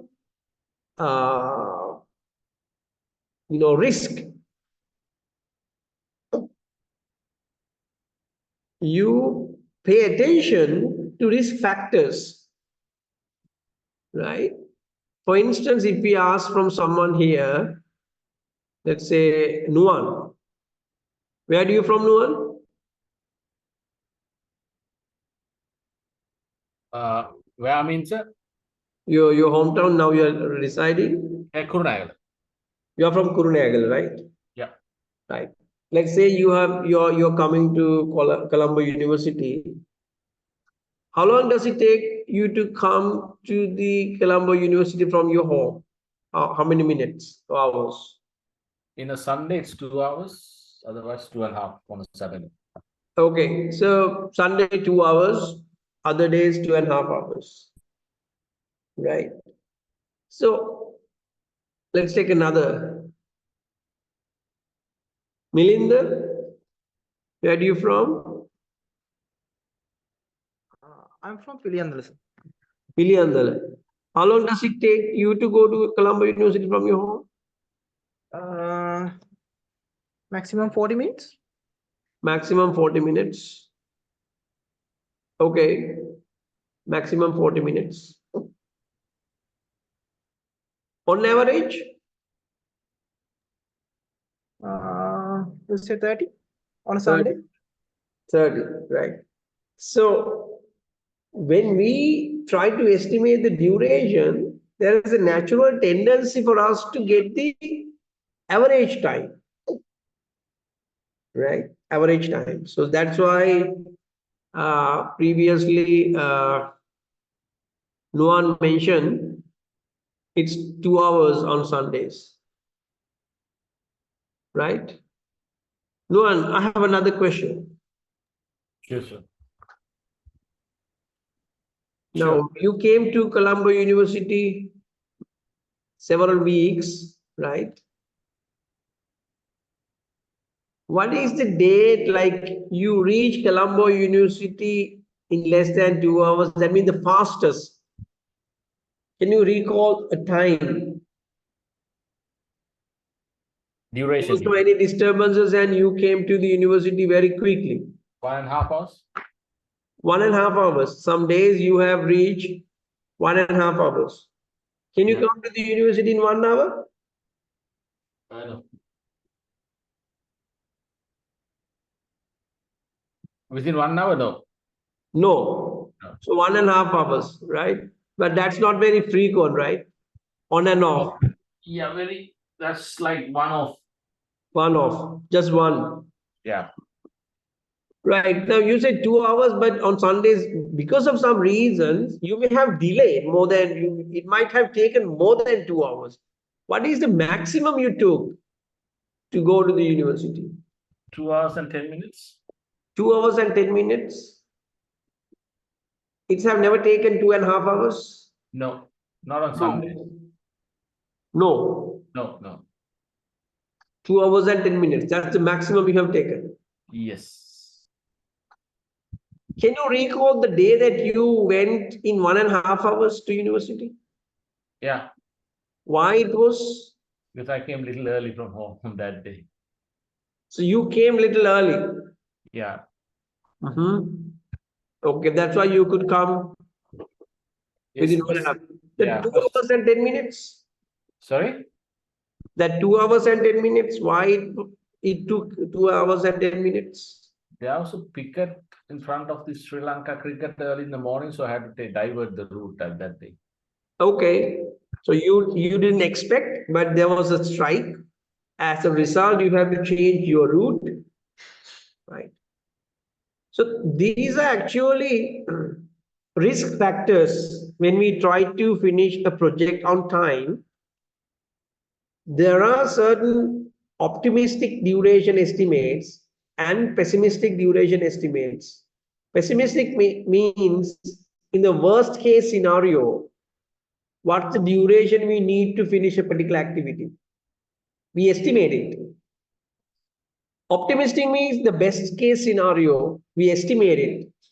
And also the on average means most likely, right? So now, as Nuan mentioned, the timing is 90 minutes. Optimistic is 90 minutes. Most likely 2 hours means 120. Worst case, 130. So what is the duration now we have to use under the PERT?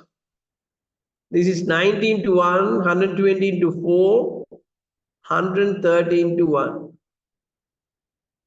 and divided by 6. What's the answer?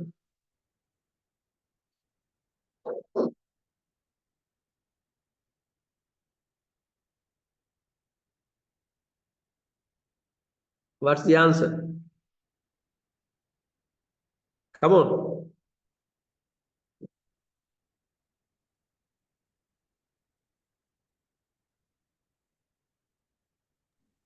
Hundred and 16.67. 115, 116.67. 16, 117. okay, 116.67. So even you said it takes 2 hours. When you consider the possibilities, right, we can expect to finish this in 116 or maybe minutes. We use this number. The reason is this is different from 122 hours. When you say 120, you didn't account or evaluate the risk factors that could affect your duration. But under the PERT, for each and every activity, you think, what is my optimistic best scenario? And you estimate the worst case scenario. Can you get a number for the worst case scenario if you cannot figure out the factors that create this worst case scenario? So this is the important part in PERT analysis. It's not the number, remember. It's not the number, but this forced you to think the risk involved in each and every activity. That's not easy, right? And based on that, you have to estimate a number. Otherwise, under the critical path methods, you forget about all the risk factors and get the most likely duration and continue the project, right? That is not adjusted for the risk. That's the difference. Any question? Is it clear?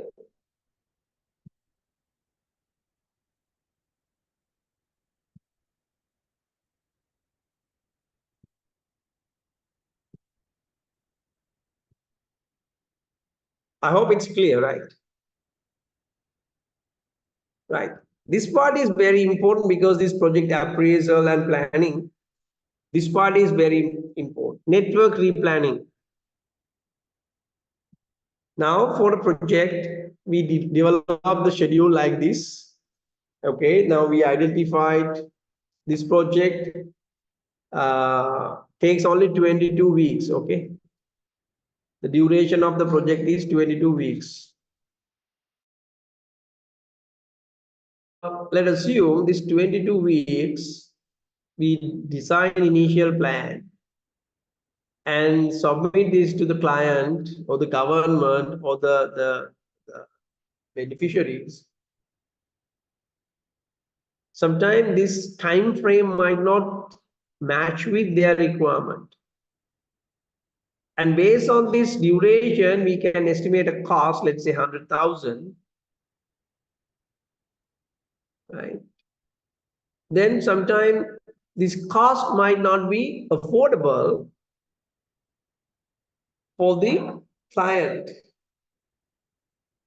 right? So because of that, we have to consider a more,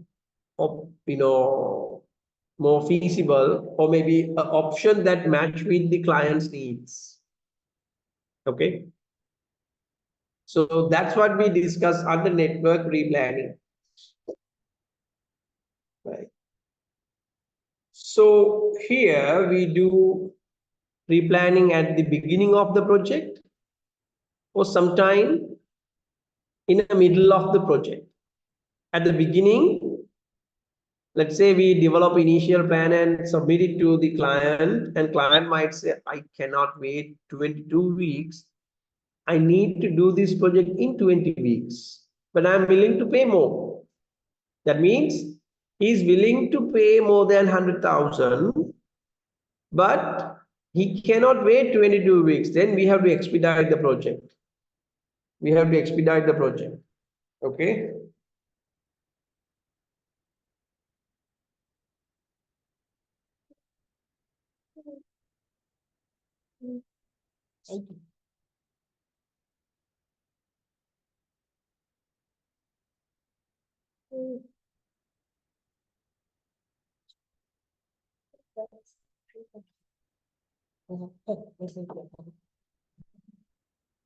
Okay, so maybe at the beginning of the project, maybe in the middle of the project, but at the beginning, that's when we negotiate with the client. In the middle, maybe due to unexpected situations, right?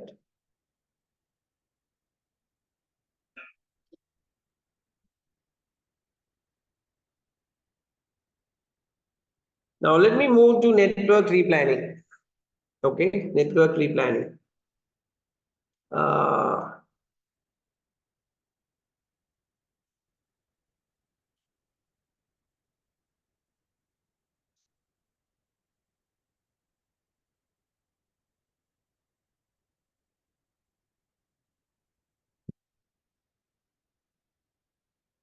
Flashing.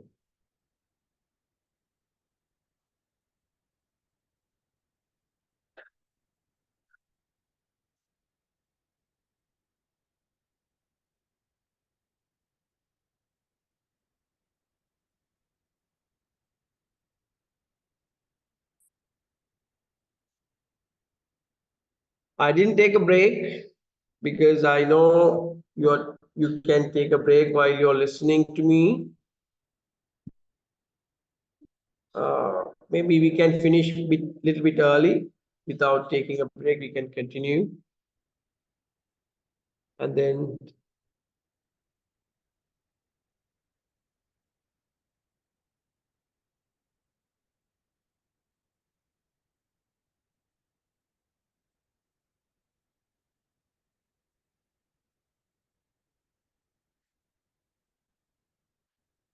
Give me a second.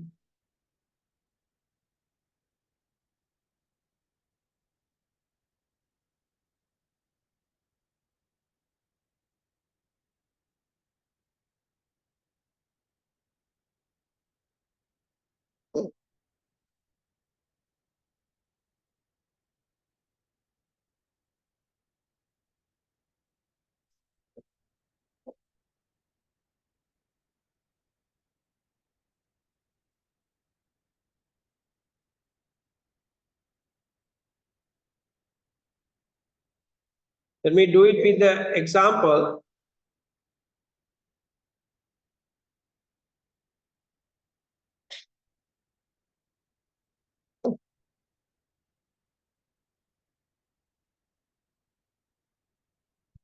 Right.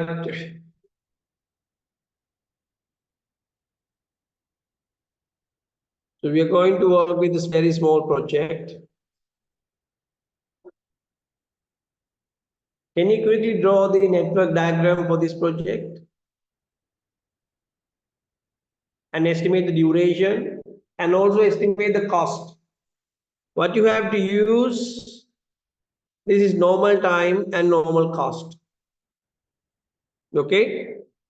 Draw the network diagram, very straightforward, very simple one, and estimate the duration and then estimate the cost.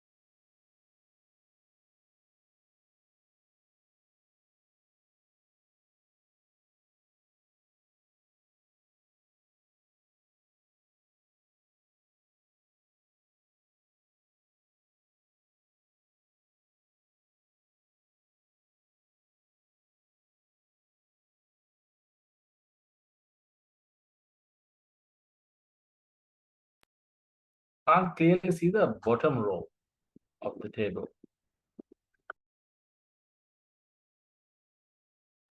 Can't you see the F, activity F?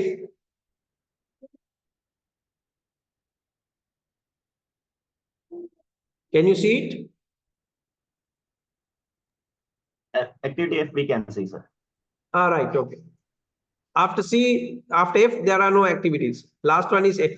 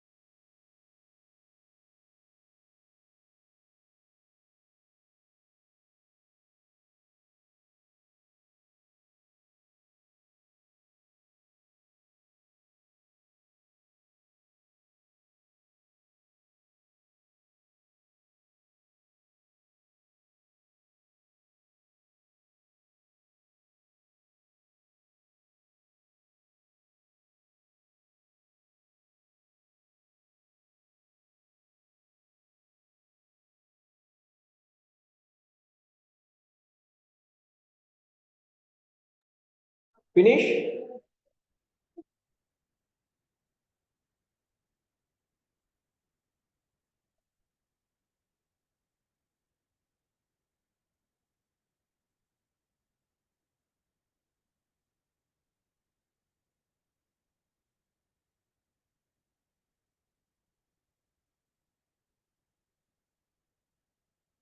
Right. So this is simple. Did you get this answer?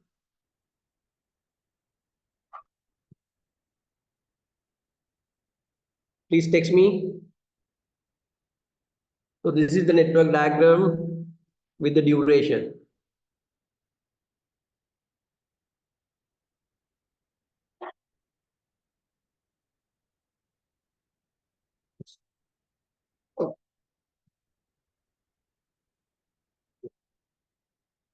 A, B, C, D, E, F. So based on that, we get two paths, right? And the critical path is A, C, E, F, right? That's what we call the normal duration.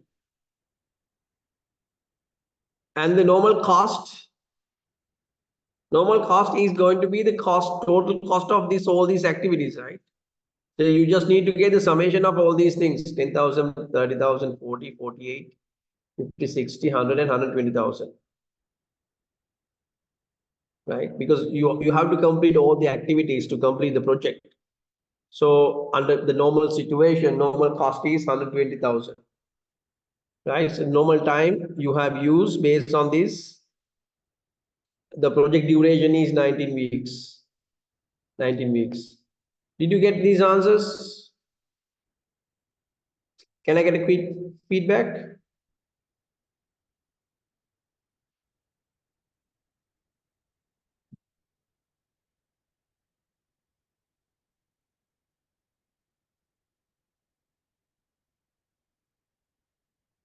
Summary?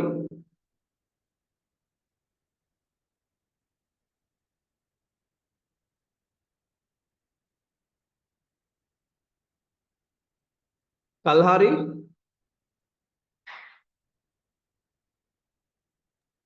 Did you get the answer? Eranga? Yes, I got.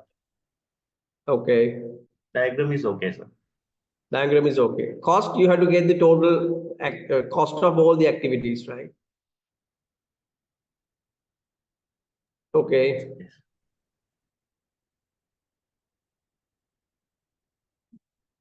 Now the next part.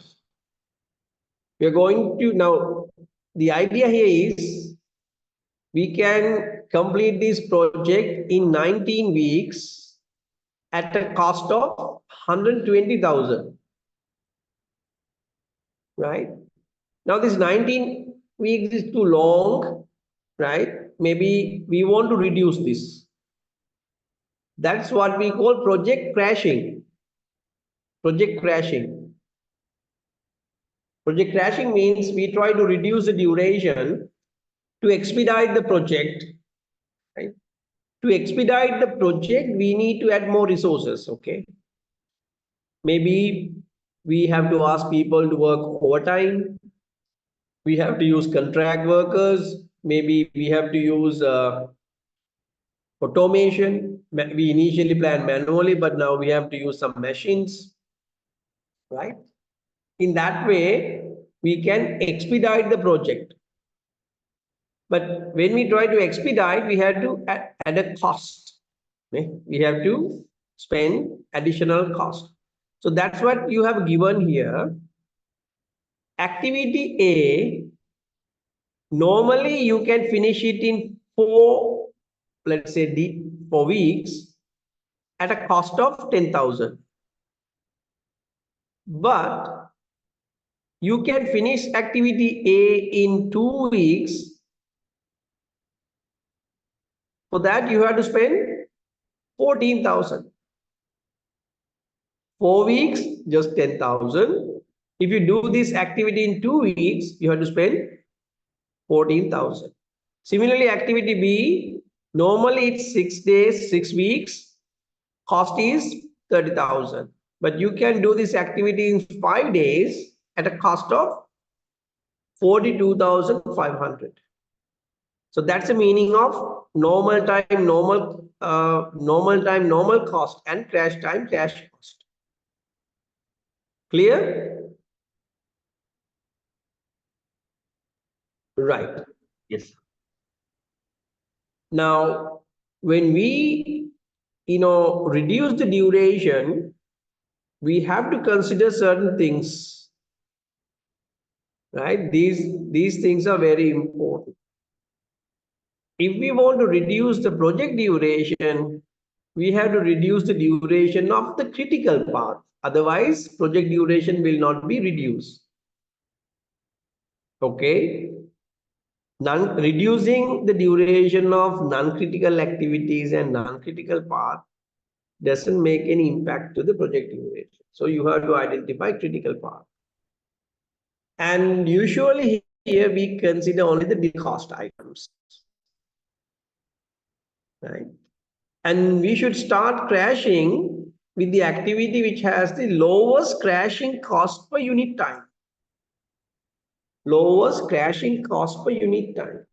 That means if we crash a particular activity by 1 day or reduce by 1 day, what is the additional cost we have to incur? That is the crashing cost per unit time, right? Crashing cost per unit time means if we reduce a particular activity by one unit time, it may be in days, it may be in weeks, it may be in months, right? By 1 unit time, what is the additional cost? That's what we call the crashing cost. So we have to select the lowest, because if we follow this, we can reduce the duration at minimum incremental cost. So crashing cost or additional cost need to be incurred above the normal cost if the activity duration of an activity is reduced. Right. Now we go to the initial graph. Here you can see there is no difference between early start and early finish. Early start and early finish. Early start and early finish. So early start and early finish. So this is the critical part. A, C, E, F are the critical activities. B and D are not critical. Okay. So then we go to the crash cost per unit time. Here, how do we get the crash cost per unit time? So crash cost per unit time means you get the difference, crash cost and the normal cost. 14,000 minus 10,000, that is 4,000. Crash time minus normal time, crash time minus normal, sorry, should be normal time minus crash time.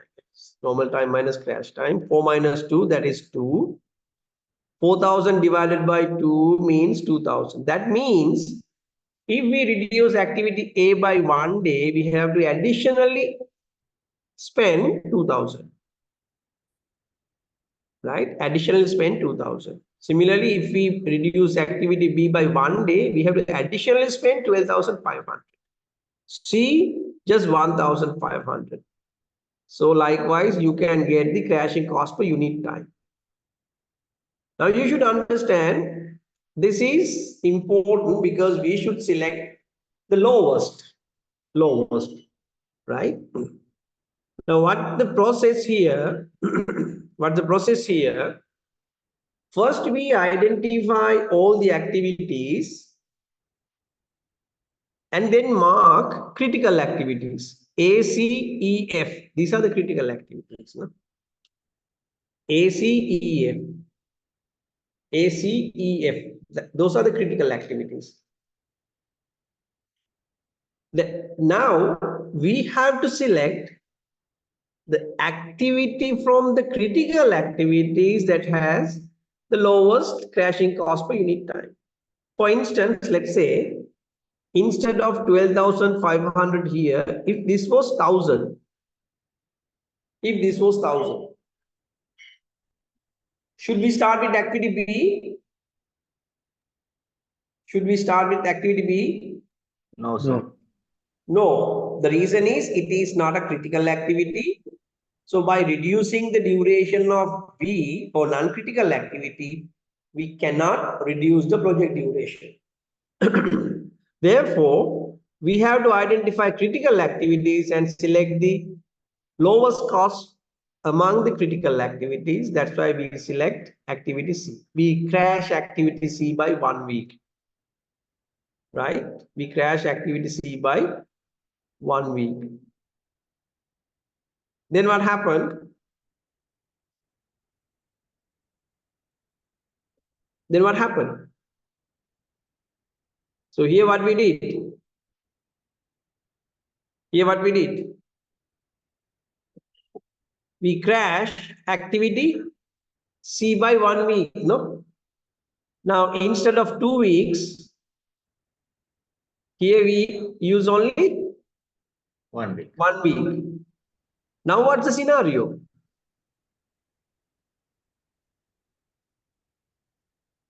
This is, look at here, 0, 4, and we start with 4. 4 plus 1, this is 5, right? Okay. And this is 5. Sorry, here. This is 5. This is 5. 5 plus 7, this is 12.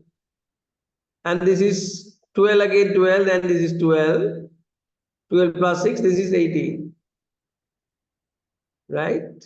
And again, this is 18. This is 12. Right? So here 12. 12 minus 7, this is 5. 5 minus, sorry, this is 5. 5 minus 1, this is 4. And from this path, now look at what happened. This is 12. This is also 12. 12 minus 2, this is 10. And this is 10. 10 minus 6, this is 4. And here 4. This doesn't change. Now what happened when we reduce activity C by 1 week? The upper path also become a critical path. In this case, you can see upper path A, B, D, and F. A is 4 weeks, B is 6 weeks, D is 2 weeks, F is 6 weeks, altogether 18 weeks. Second path A, C, E, and F. Here 4 weeks, 2 weeks, 7 weeks, 6 weeks, 19. So at the beginning, there was only 1 day difference between two parts. That's why this became 19 and the duration became 19. So once we reduce this duration by 1, now what happened? From both parts, it is 18. Upper part also become critical. That's what we are considering here. Once we crash activity C by 1 week, all the activities become critical activities. Then we have to select the lowest from that. Is it clear? Then we have to select lowest. The lowest is now coming from A. What we can do? We can crash A by 2 weeks, no? Right? So we crash it by 2 weeks. And the next one, lowest cost, is F. We can crash activity F by 3 weeks. So what we do here? We crash activity A by 2 weeks and F by 3 weeks. Why I did that as a single entry? Why I did this one as a single entry? Let's go back to the initial diagram. You can see in both these paths, A is a common activity, F is a common activity, right? If this is a common activity, when we reduce A by 1 day, both paths get reduced by 1 day. Because when we reduce, shorten from here, that affect the both paths. When we shorten from here, this affect the both paths. So that's why I straight away go to that one. We crash activity A by 2 weeks and F by 3 weeks. Right? Then the remaining things that we can crash are B, D, and E. Now this is important. B, D, E, these are in different paths. Okay?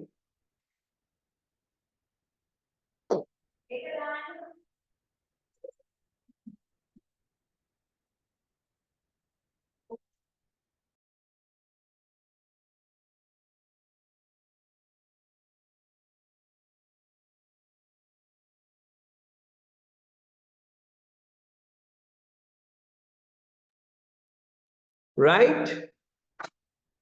So here, first we crash C by 1 week. Then we crash A by 2 weeks. F by 3 weeks.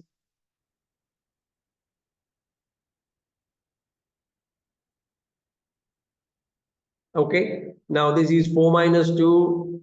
Actually, this is 2. 2 minus 1, this is 1. 6 minus 3, this is 3. And the remaining activities you can see B, D, and E.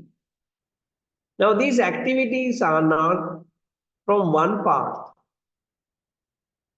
And all these activities are critical now. B, D, and E are critical. What happened? Let's say if you want to reduce the duration by 1 week, what you should do from hereafter? Anyone? Initially, it was 19 weeks. By crashing C, we reduce 1 week. By crashing A, we reduce 2 weeks. By crashing F, we reduce 3 weeks. By now, we have reduced this by 6 weeks. Now, we are doing this project in 13 weeks. Right? So, we want to consider further.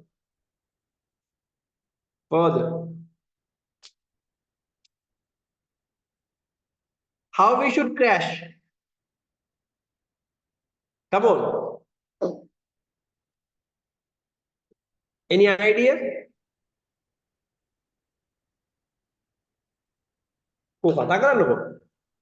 Equally from both avenues. Yes, we have to crash from two parts. No? You can't crash B and D and keep E without crashing. It doesn't make any sense because all these are critical. So if you want to reduce the duration, you have to select activities from both paths. So let's go to the calculation. Now, B and D in one path, E in another path. That's why I have used different colors. Right? Okay. And you can see from activity E, we can crash activity E by 2, D by 1, B by 1. If we want to reduce activity duration from 13 to 12 weeks, how should we select the combination? How we should select the combination?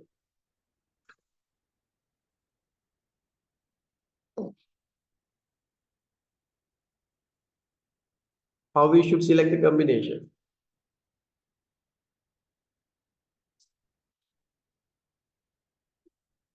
Number one, we have to select from both paths. Okay. So this is one path. This is another path. Definitely we have to crash E, whatever the cost. But from B and D, we have to select which one? B or D? D. D, because it has the lowest cost. No? So first, what we do, we crash D by 1 week and E by 1 week. Okay, D by 1 week and E by 1 week. Cash activity D by 1 week and E by 1 week. Then what happened? Our duration is 12 weeks. We can crash by another week because E and B are from two parts. Then what we should do? We crash it by another week. Okay, so that's how we do it. That's how we do it. And this is interesting. Let me show it.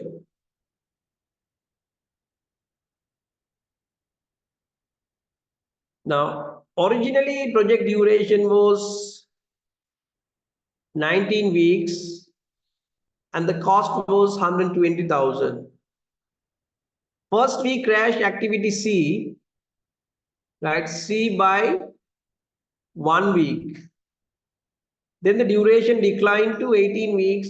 What happened to the cost? What happened to the cost? Cost increased by 2,000, right? So that means our cost is 122,000. Yes. Sorry, 1,500. No? Is 1,500. That means here 121,500. This is 121,500. Is it clear? Then activity A, we crash by 2. This becomes 16. And the cost, activity A, per week 2,000, for 2 weeks 4,000, then 125,500.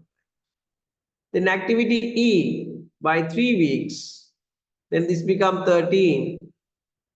How was the cost? Activity, sorry, not EF, no, by 3,000. No? This is 3,000. So this is F, not E. Right? 3,000 into 3 days means 9,000. So this plus 9,000, 134,500. No? 134,509. 134,500. And for the next attempt, we have to crash E by 1 day and D by 1 day. No?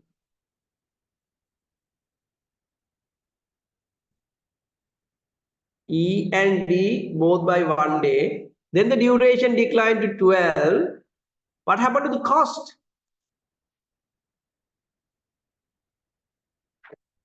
E 6,000, D 6,000. E 6,000, D 6,000. That means for that one, we have to add 12,000. No?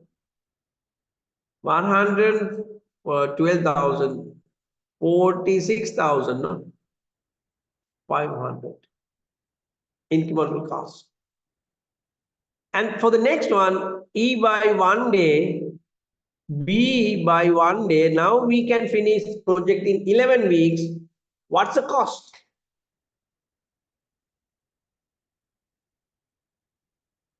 E 6,000, B 12,500, 18,500. So this plus 18,500 means 18,500.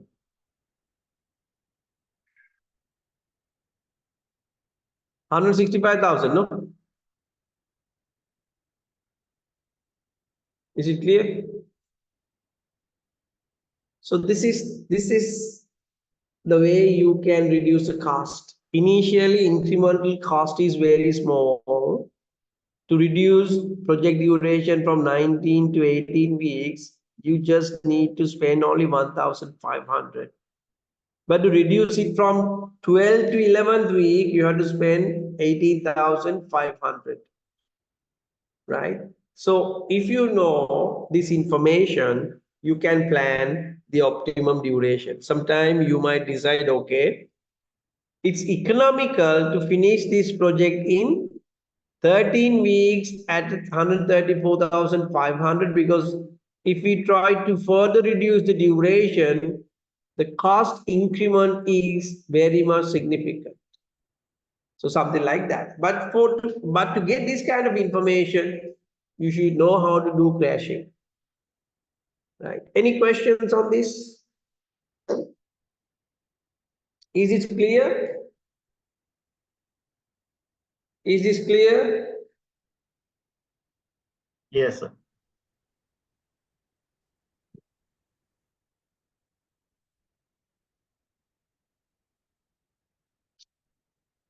Maybe you can note down these things. So the minimum cost, total cost crash duration, 11 weeks, minimum cost would be 165,000. Can you try this one?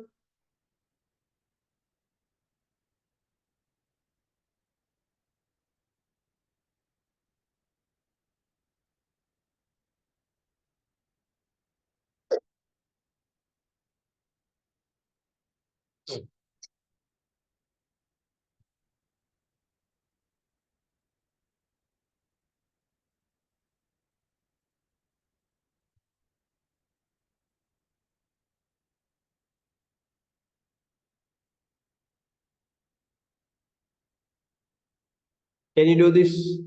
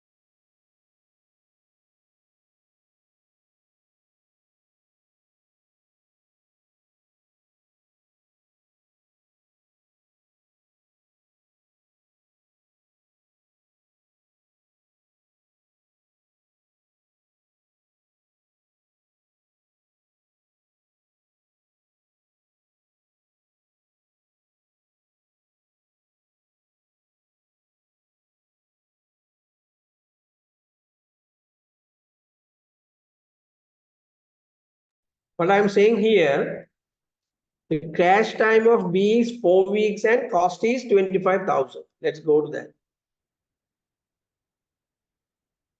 Crash time of B is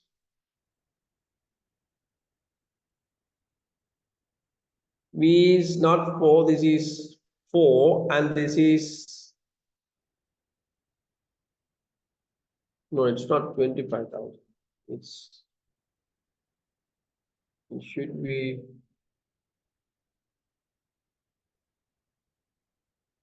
additional cost 25,000. Yes. Crash cost should be,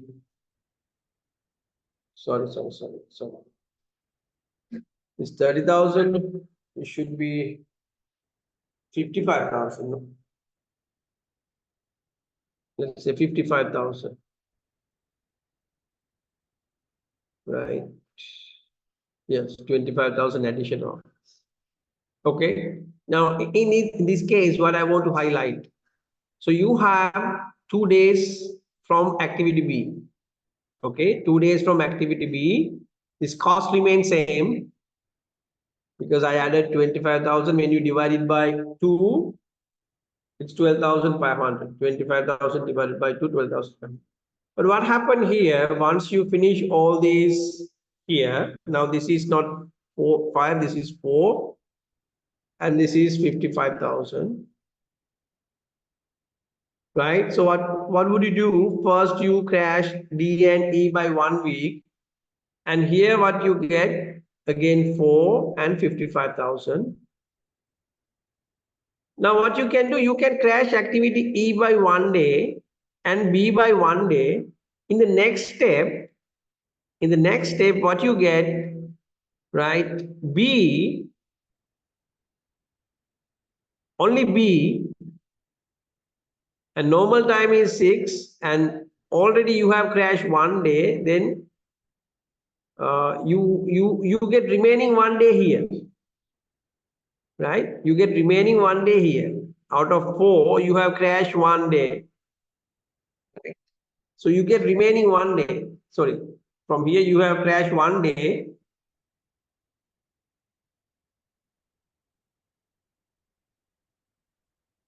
You have 1 more day at 12,500. Right? So is it meaningful to reduce this remaining 1 day? No. It's not meaningful to reduce this remaining 1 day because you can't reduce the duration from the other path. Right? So that's why we call this is not meaningful, right? This kind of things is not meaningful, although you can reduce activity B by 1 day. But minimum project duration will be 11 weeks anyway. Right? No, although we can reduce the duration of activity B, it does not reduce the total duration. Right? But the whole activities crash. If you crash that activity, your cost will go up, but the duration will not increase. Okay. Right. So what we discussed today, we discussed a scheduling scheduling technique, very powerful scheduling technique we call network diagram. And with this network diagram, you can get a lot of information to manage a project. And also you can use this information to replan your project, adjust the project for your requirement. Right? So I recommend you to study this. I cover most of the area coming under network analysis. I thought I would be able to do it in 3 hours, but it took almost more than 3.5 hours. Right. So any questions from today's discussion? Any question from today's discussion? Is it clear to everyone?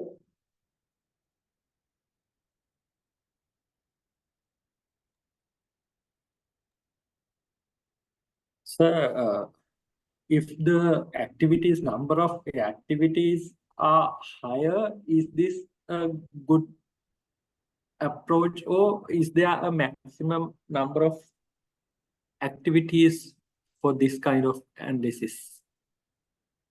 Actually, when you perform this manually, you can't figure out, it's very difficult if you try to, you know, adjust all these things manually and get this kind of, numbers. But it used to be the case before we developed software. Yeah. Right? But nowadays with software, the idea remains same. That means we know we can crash and reduce the duration at an additional cost. But these things we can manage using software, right? But at least you can think whether we can reduce this or whether we can reduce the activity duration at a cost, and you can look for those information when you are planning a project, right? So even you have, let's say, complex projects, this is possible. What you need to do, you should be able to identify critical path and the other paths. And you can reduce the duration by reducing the duration of the critical activities. Okay, no, thank you. If I show you,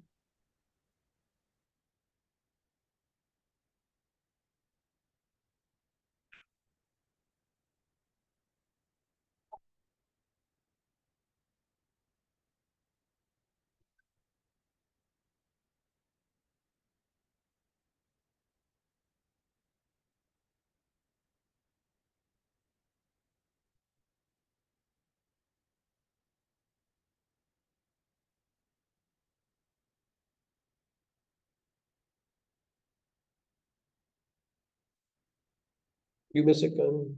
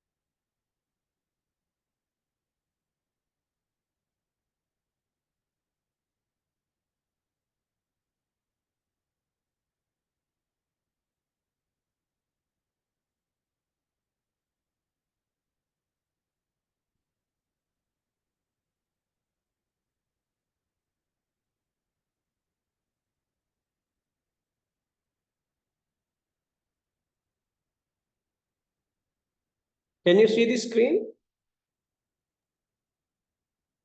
Yes, sir. Yeah. So this is MS Project software.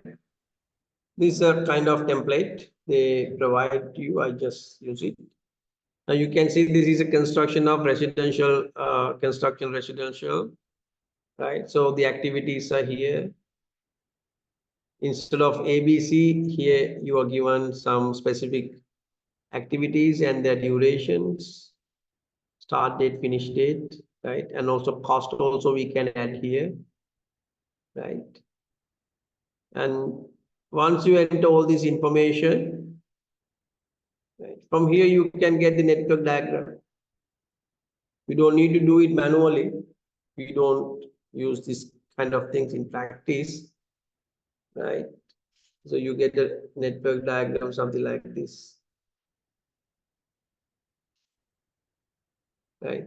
So you, from this red color, this is not a, perfect one, but I'm just showing you.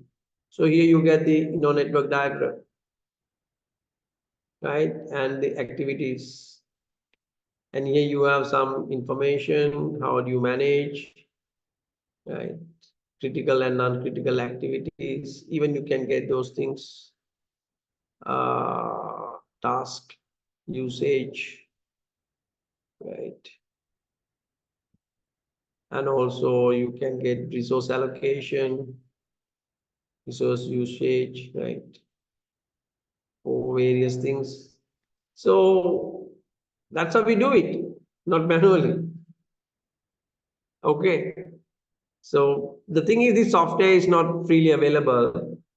And earlier they sell MS Project with MS Office package, but now it's not a kind of combined, package, but you have to separately purchase.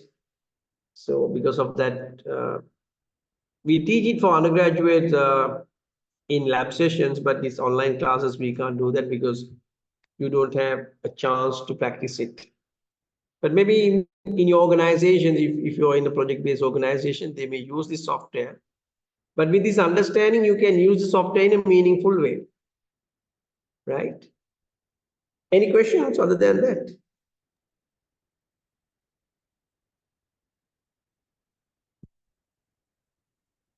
Any questions?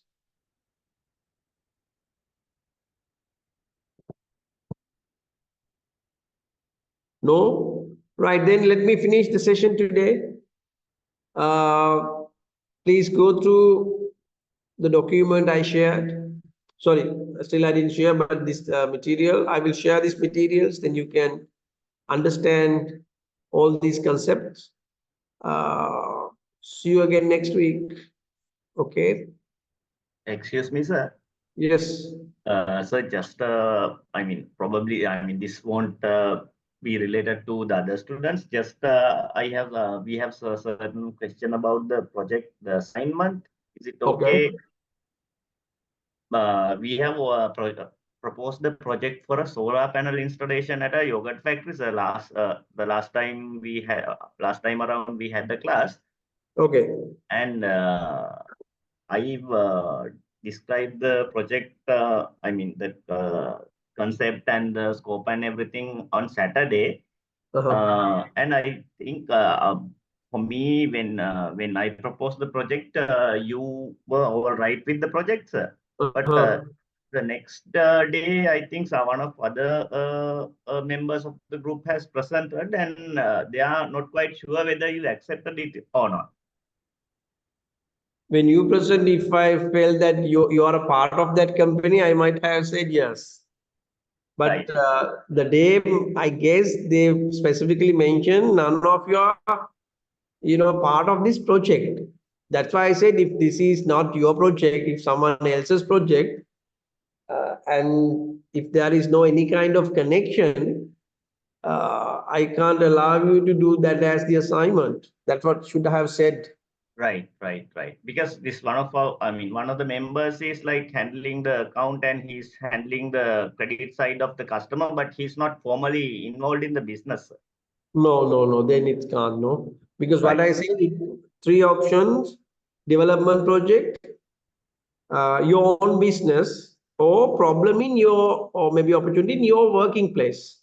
Right. So that project doesn't, qualify under any of these three. That's the reason. Right. So a social development project, will that be all right? Development project, acceptable. Right. Okay. So we'll come up I share the Word document, isn't it? No? for the assignment. I'm not quite sure, sir. Others, please help me. I think I shared the assignment, no? Probably I was not there in the class. Maybe I'm not quite sure, sir. I didn't have. Please check with others. Right. Right. And I should have shared the document maybe through this, message, if I'm correct. I can remember that because last time I think I checked that one. Only three options: development project, your own problem, your own company issue, or a new business. Those are the three options I gave. Right.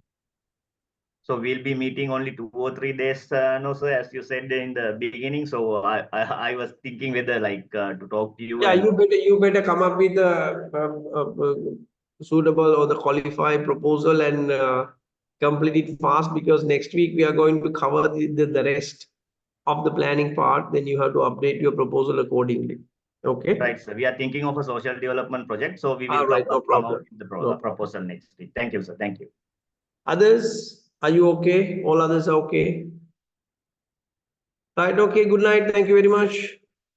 Good night, sir. Thank you. Thank you, sir. Good Thank night. you, sir. Thank you. Good night.